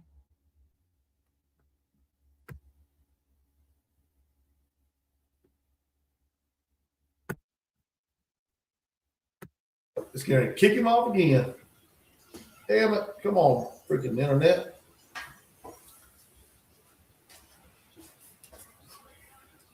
Can you hear me? Yeah, you there? Okay. You know what? Yeah, I'm gonna approach this a different way. But I didn't hear what you said. Oh, you didn't hear anything? You didn't hear anything I said? I got little bits and pieces of it. I'm approaching this a different way though. Okay. And let me tell you what I think happened. I think Michigan knew he was doing this forever. I think Michigan is looking for a way how they can go ahead with the least amount of money to pay to him and not be sued for sexual harassment because that's there. Yeah. You know, I don't think Michigan, a representative from Michigan, employed by Michigan, went to her, but I think a booster of some sort or whoever went to her and said, "You're going to be taken care of. Put all this stuff in. We want to get rid of them too." Yeah. You know, I was trying to tell you. I told my wife this is how it's going, you know, at the very beginning, and I said, if you're looking, you got to look at this from a business sense. Even all this crap right here, because all this stuff is drama. It grows legs. It carries off to different things. If you look at the bottom dollar of it, how do you go ahead and get rid of him? You give her a little bit of money. You're taken care of. Don't worry about it. And has she been fired yet? Has she? I don't know. I don't think she heard has. about her. Right. I mean, she's an employee. Yeah, I don't know if she's got fired or not, but she another thing that tipped him off is whenever he supposedly got her pregnant and then I guess talked her into having an abortion, he doubled her salary. Like he gave her like a double. She doubled her salary. So that was another tip if something was going on. You know, and my thing is, one, you can't immediately come to her aid and say she's a victim. Nope, you're not a victim. Nope. And you know what? I'm not going to protect that kind of behavior. But at the same time, this guy went from the White House to the outhouse in 48 hours. Yep.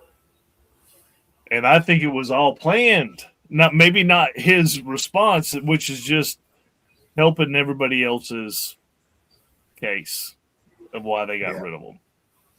Yeah. I don't know. It's a mess, man. And like I said, a deal maker, and I feel bad for the wife and the kids, and it's crazy, man. Well, so I don't know how everybody else views their relationships and everything like that. I mean, everybody does a little bit things different than maybe I do, which is fine. But no way. No, no. No way. No. I told my wife ain't nobody I work with or nobody I've been around that's gonna make me ruin my marriage. I don't. Exactly. I don't do that stuff. She always talks about girls at work. I said, there ain't nobody there I'm interested in. I don't care what. No, hell no. And besides, if something happens to me and her, I'm a single man. I'm not getting in the dating world. I'm not getting married again. There's too much out there, too much uncertain out there. You know what I'm saying? So too much uncertain. No. You don't know what you're getting when you hook up. Right. So right. Well, I mean, I'm married to a woman that I don't deserve. I mean, she's smoking hot, so and I'm ugly. So I got to keep. Yeah, keep it. Yeah, you don't want to get that back. So yeah, that's right. That's right. Second time around might not be that good. Well, I'm not going to say anything, but I'm happy where I am. I'll say that. Oh yeah. I've seen others go down this different route than what I've chosen, and it doesn't look good. Usually I do just do another pick, man. They don't want to play football.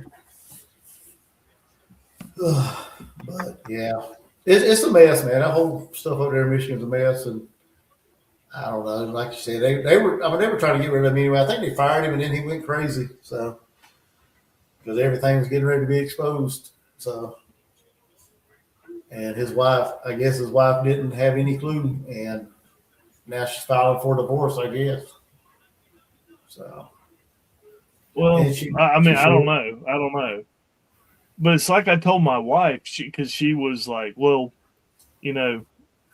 she was talking about the girl that the side, yeah, that she shouldn't have done that, and I was like, well, I agree with you, but what if his and his wife's relationship is open. They might not be like us. That's true. They could be looking at this in a completely different way. She might already, how would she not know about this other girl? If that's the case with all the texting and everything else. How do you not know? You would see a change in behavior unless it's already accepted, That's true. I didn't even think about that. Yeah. And I'm not like promoting that or anything because I don't want my life through that kind of path, but I'm happy, and I'm not going to say those people that do that are unhappy and that's why they do that. You know what I mean? It's just them. But if this is like this, but I think he was, I don't know, the guy just lost it, and you can't do that as a man. You can't lose it like that. You just can't. Yeah. You got to keep it together. Oh yeah. Yeah. Whatever the situation, I don't know, but yeah. Yeah. I don't know. Yeah.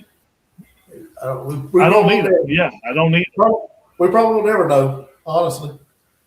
Probably won't never know. Yeah, and you know what? I will not seek to find the answer either. I'll just move on like everybody else does. Yeah. Now they got to figure out who they're going to pull in there to be the coach. So some people want Kalen DeBoer to come there and coach. Well, I mean, his name came out with Penn State too. So yeah. There's some people on X is, I guess, begging or wanting him to come coach and set off a chain effect to get Lane Kiffin to Alabama and all kind of crap going on online. But if you could think of one coach that was available that's going to get that job, because you and I are not, we don't give a crap about Michigan. no. If you were to say one coach that's available that will get that job, who do you think it is? One coach that is available? Yeah, yeah. And remember, Kyle Whittingham also just, he just retired. Retired, yeah. Right? I don't know, man. I don't know. I don't know who's available. Who's available out there? I'd have to figure out who's available. There's been several names floated around.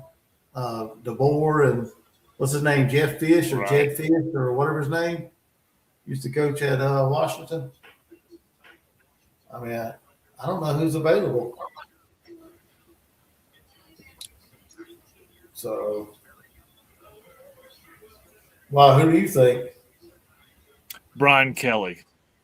Oh, I didn't even think. Didn't he just take, or no?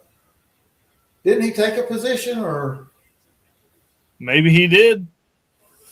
I can't remember if I read that or not. Yeah, that probably wouldn't be a bad fit. Brian Kelly. I didn't even think about him. I remember his name coming up whenever we hired Browse. A lot of people wanted him as offensive coordinator. So, or several fans wanted him as OC. Well, yeah, I don't think he's as good of a coach as, he's not an awful coach. I just don't think he'll ever get over that hump. Yeah. Yeah, and if he was to go to Michigan, he'd have to get over the hump, or he wouldn't be there long. But if you have a good, managing team, those are the people that get your foot in the door and sell you.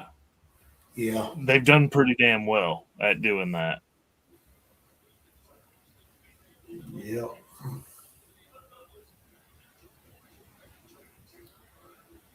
Man, he just turned nothing into a game. Oh my goodness.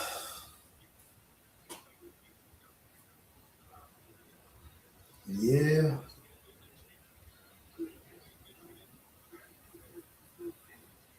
So you're going to be streaming the Tuesday game against the two teams? Yeah, I'll be doing that. It starts at 7, I believe, right? I think so. I think so. Yeah. Like I said, I was going to go to that game, but I decided not to. So I just didn't know if I'd like to drive down 85. I'm not a fan of 85. I don't blame you. It's kind of horrible. But I ended up driving on 85 anyway because I had to pick my son up from college over at UNC Charlotte. So I ended up having to drive a little bit on 85 to get there. But I just didn't know if I wanted to go all the way down to Clemson, which is about the same distance from my house to Clemson as it is from my house to Columbia. So I think it's like about a 5-minute difference. So I thought about going to that game, but I was like, nah. And then I got tickets to the Virginia Tech game, and my son went to that one instead. So,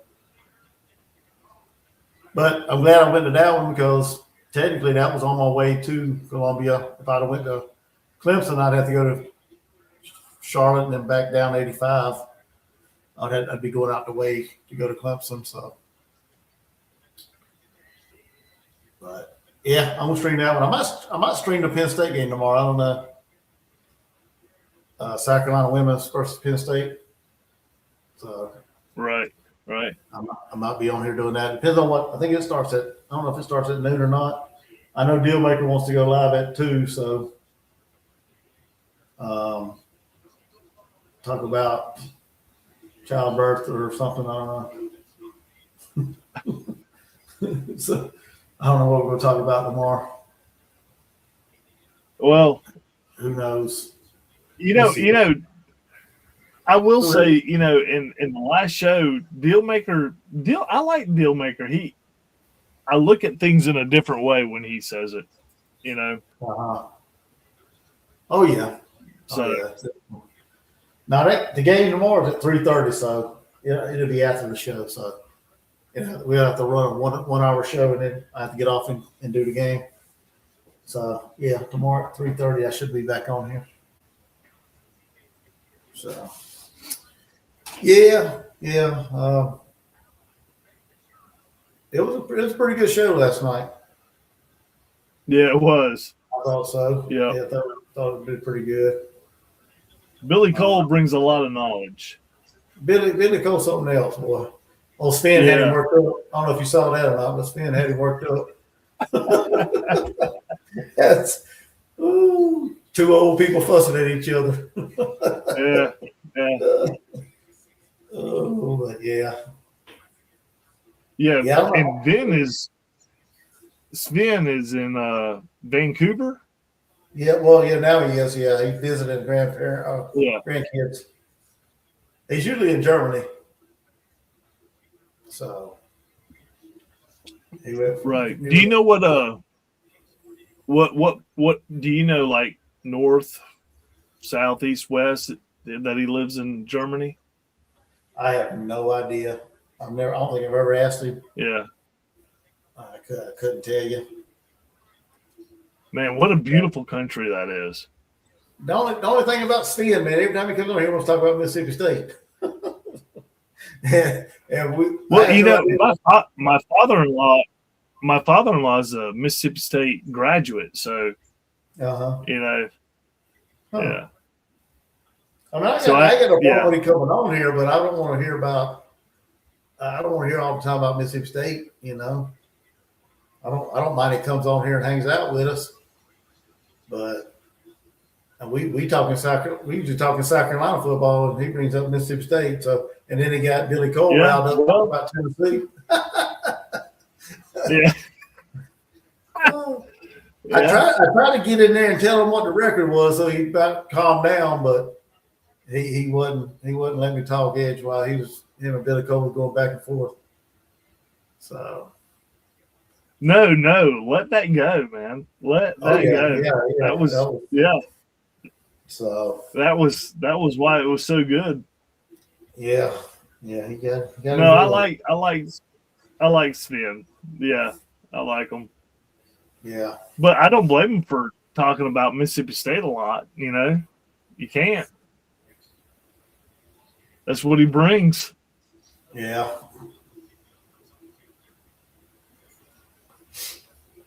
Oh man.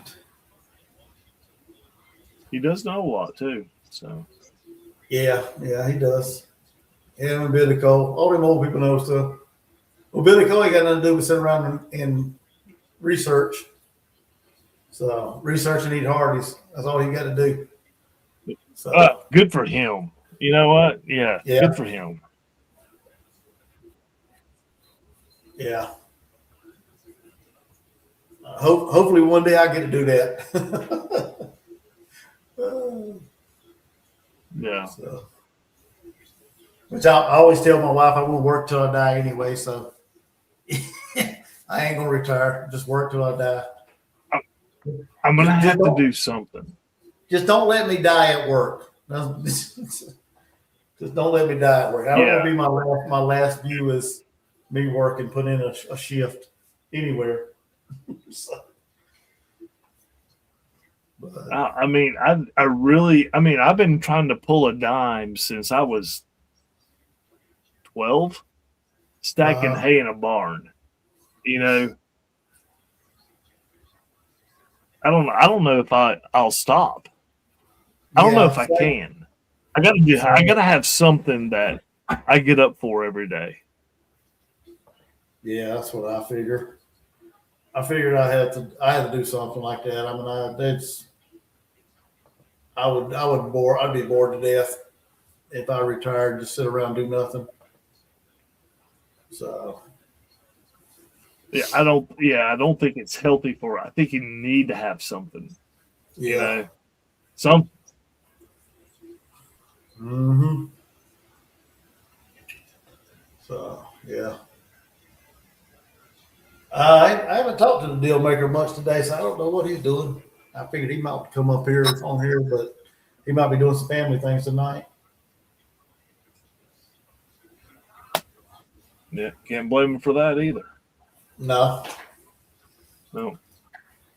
No. Like I said, I thought about since I couldn't get the basketball game, I was going to go back upstairs and watch TV with the wife. But then I said, well, dang, let me do this football game. She probably wants some peace and quiet. So. You see, and I had to run away from my wife tonight because she's Christmas decorating. Oh, man. I mean, I've been working on this since about 3:00 in the afternoon. Successful so far. So, oh Lord. So my approach was. How much stuff does she have to put up? Chuck, there's probably 20, plastic containers of stuff. Wow. But let me also say this, like Christmas Eve, this is the 21st year that we're doing it, but we cook chili, we have punch, we have all kind of things, and it's for family and friends. They come over, you get a bowl of chili, you get stuff, there's stuff up everywhere, get the hell out, go enjoy the rest of your Christmas. But we've been doing this for 21 years now. Wow. So that's also part of it. It's that big party. And we usually have right around the lowest it's been, and this was the COVID year, was 30. Holy cow. We usually have right around 60 or 70 people come through. At one time or just intermittent, like coming and going? No, it starts on Christmas Eve at 3:00. We shut it down at 11. Wow, 60 people? Right about. Sometimes, yeah, we've done that. Wow. That's a lot of chili. Yeah. That's what I was just saying. That's a lot of chili. A lot of chili. So that's why we have a whole bunch of other things. Because you get your vegan friends and family members. I can't eat that. No, is that beef or is that turkey? No. So, but yeah, we do beef, we do turkey chili, and this year we're doing brisket cowboy chili. Okay. Now, do y'all do just one, or y'all do like multiple chilies like at the same Oh, time? this say what now? Do you do like a beef and a turkey, or do you just do Yeah, one? Okay. yeah, no. There's four. 60 people, you got to have four crock pots, two of each to feed everybody. Oh, okay. Yeah, Yeah. Oh, yeah. Two of each. Yeah. yeah. Wow. Yeah. I don't know if I like chili. I don't know if I want to cook that much chili. It's not that hard. I make it quick and easy Japanesey. So we usually have it, made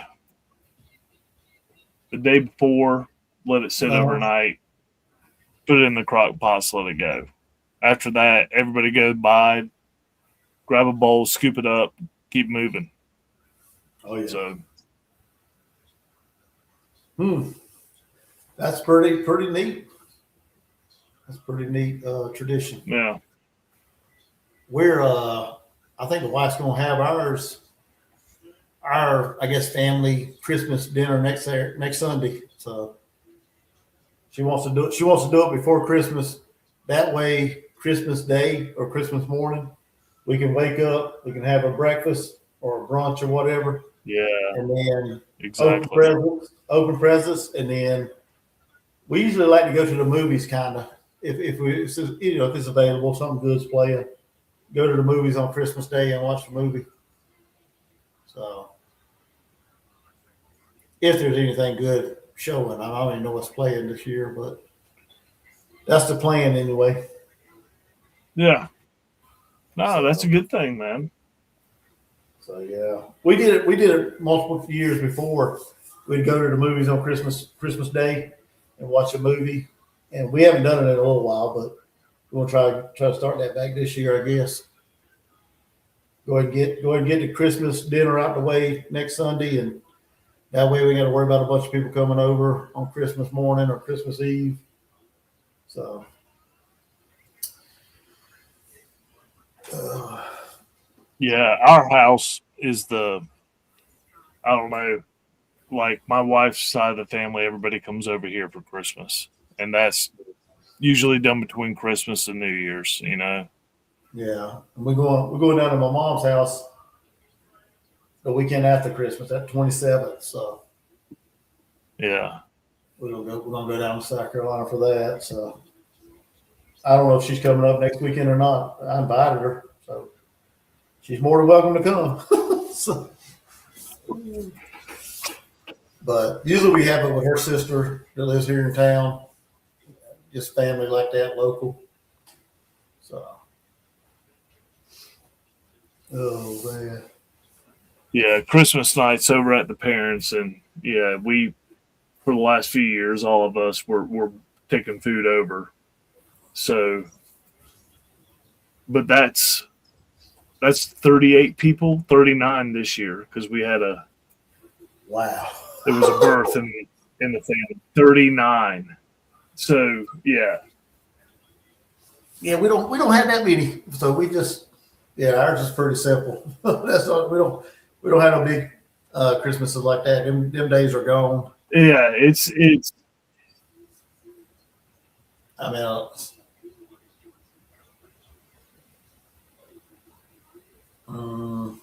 internet's messed up again. I guess maybe just like this game, Boise State just got blown out, 38-3. Got almost 2 minutes to go in the game. yeah. I think we're going to see a lot of bowl games this year like this. Yeah, you Actually, still there? I didn't even know you still there. I was just talking, but no, yeah, we don't. I think there's going to be a lot.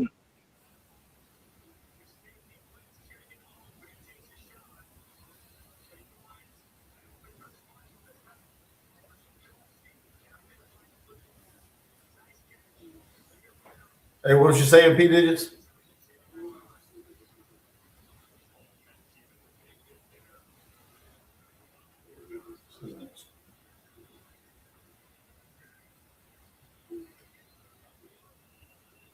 Oh, couldn't get it.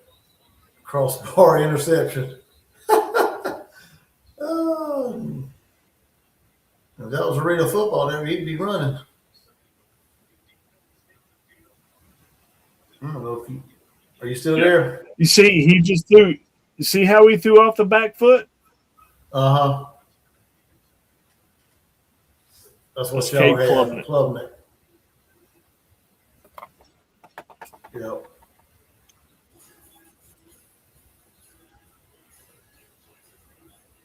Oh man.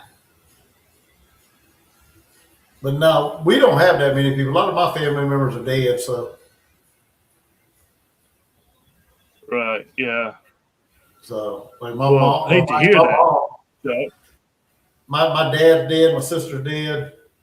I got one brother still alive, and my mom's still alive. My stepdad. I mean, I got some stepbrothers and sisters, things like that, but we don't all like get together and hang out a lot. So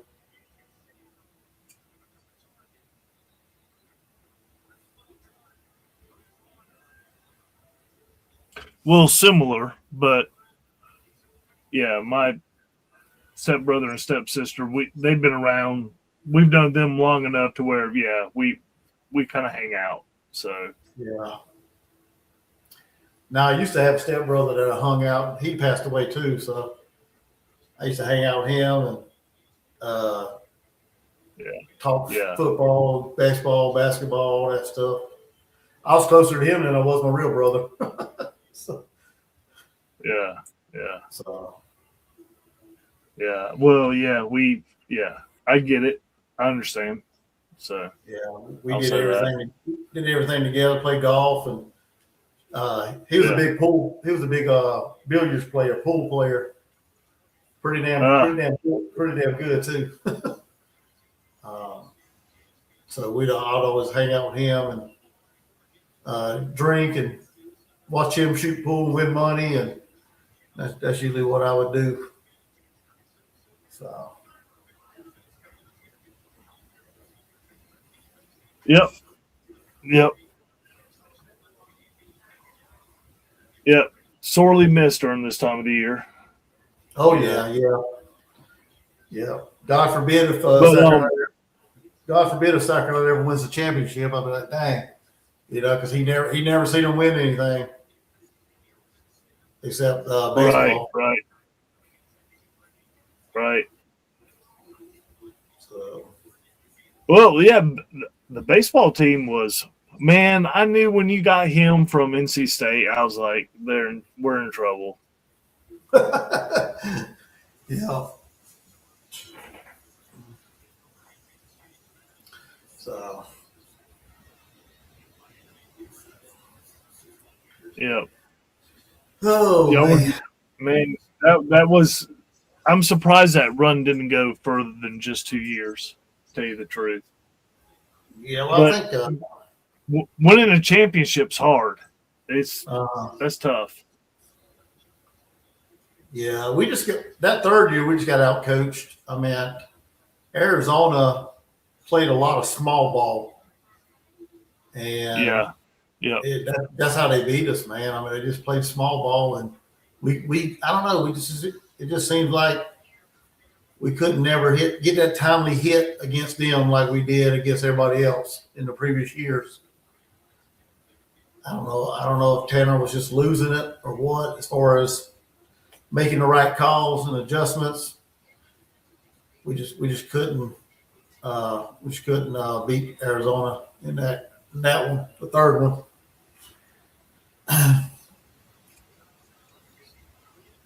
Well, the year that you won it, I thought you guys played more small ball that year. Yeah, we did. Yeah, that's what I'm saying. But the Yeah. the third year, they beat us at that game by playing small ball. We Exactly. were trying to do the opposite, and we wasn't making the right. Right. Like if you remember in the UCLA game and the Florida series, I mean, he'd always make the right adjustments.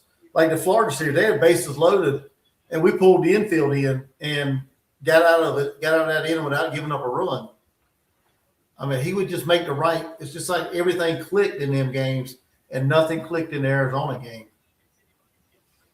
It's just like we just forgot how to play small ball, I guess. And Arizona beat us by using that. And that's why we lost that series. Like they would get all the timely hits.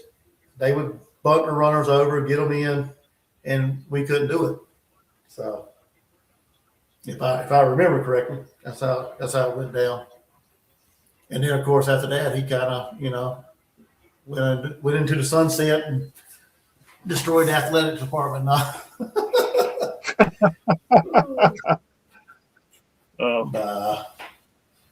He was new to the job. Yeah. So, but yeah, I mean, I enjoyed the championships, the baseball. That was fun. That was fun times. Now, if we could just get one in football, if I could see one before I die, that'd be awesome. So, I just don't know if we will. Who knows? Oh man. Yeah. Well, I remember as a child watching Clemson win it in '81, but I didn't know that it was Clemson. You know what I mean? Uh-huh. I learned that later. And then started going to the games young and seeing the Tiger Paws going in, and that, that's where it kind of took off for me. Okay. There you go. Washington's your bucked up LA Bowl champion. 38-10. Troy and Jacksonville plays Tuesday night. Now I'm gonna be watching that game probably. I would think Troy probably is going to do pretty well in that one. Yeah, maybe not. They'd probably beat Jacksonville State. I'll be watching the Clemson South Carolina game and then getting to bed right after it's over. So, because I'm pretty sure I have to get up at 3 o'clock on Wednesday. So, that's early. So, what time do you get home? Like 3, 2? No. This is only during like the holiday seasons that I do this. Yeah. No, I'll work from 4 o'clock to 4 o'clock. So I got you. A 12-hour shift. So, like, I got to go work on Monday. Yeah. Usually Monday's my day off. I work Tuesday through Friday during the slow season, and like during the holiday season, it's kind of crazy. You can work Friday, you can work Saturday or Sunday or Monday. Depends on the business needs, and. Usually I like to work on Monday because I like to get my whole week all done. I don't like my weekend to be taken away. So I like to work on Mondays. But that's usually a 12-hour shift from 6 o'clock in the morning to 6 at night. So.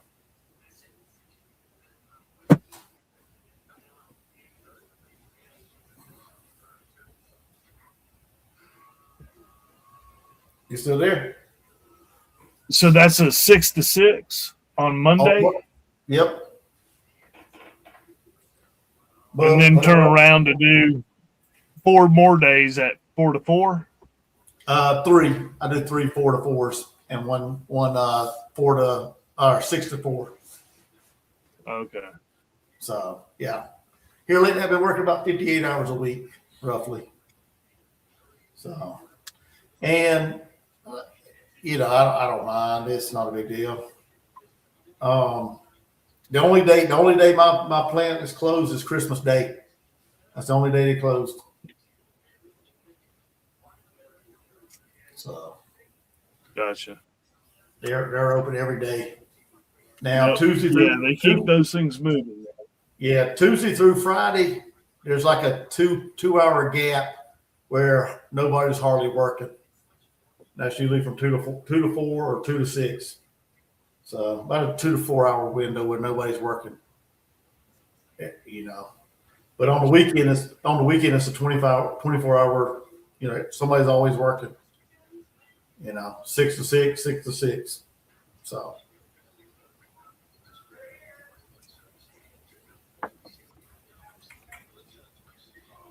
And if you're on the weekend shift, you get 4 days off. You get Tuesday through Friday off. So.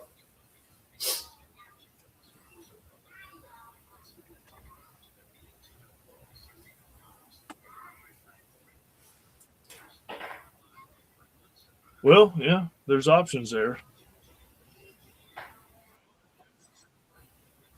What's that? I'm usually in about 7:00, and usually the earliest I leave is 5. So. Oh yeah, I here lately I've been working every Wednesday, Thursday, and Friday from 4 to 4. So I think this is my last week. This is my last week to do it though, because starting, I guess Friday after I get off work, I'll be on vacation till January the 3rd, I think it is. So.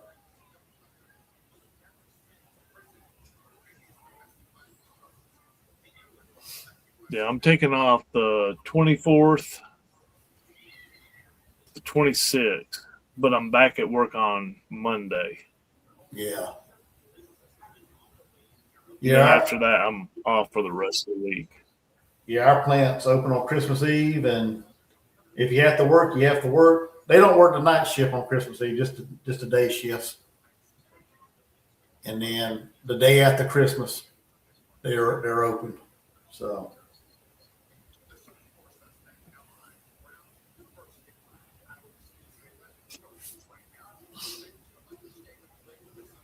Yeah. But anyway, a lot. Yeah. Well, I hate to do this to you. I know your wife's probably waiting on you to get back in there. No, don't do it. Don't do it, Chuck. Don't do it. Don't cut this off. I think I will have to, but I'm a little tired. I'm pretty sure the wife's sleeping right now, so she probably don't know I'm still down here. Well, bud, be good. Enjoy the rest of your weekend, and yeah, I'll jump on Tuesday. I'll talk to you later, bud. All right, man. Y'all take it easy, and yeah, we'll see you on Tuesday. If you don't show up tomorrow, I'll be back here, but see you on Tuesday. All right, buddy. All right, man. Well, all right, ladies and gentlemen. That's it for the ball game. 38-10 was the final. Didn't update the score, but your like I said, the Bucked Up LA Bowl presented by Gronk was won by the Washington Huskies. It wasn't even close, honestly. They flat out dominated that game and got out of there with a win. A lot of turnovers from Boise State. The starting quarterback got knocked out of the game with a foot injury, so that whether that had any outcome of the game, I doubt it, because they were dominating while he was in there anyway. So, but anyway, I think I'm going to shut this thing down. Appreciate everybody that tuned in, showed up tonight. Appreciate who is that? Was it Quentin Broom? Yeah, Quentin Broom for the $2 super sticker. Appreciate all that. Appreciate all the members that showed up tonight. Quentin, P. Digits, all the fans that showed up, my subscribers, anybody else that showed up. They're going to watch this after the game. Make sure you guys hit that like, subscribe, comment, all that good stuff. Hype it up. And, yeah, I'll be back on here tomorrow to do the South Carolina versus Penn State women's basketball game. So come join me tomorrow. And that's going to do it for tonight. Y'all have a good one.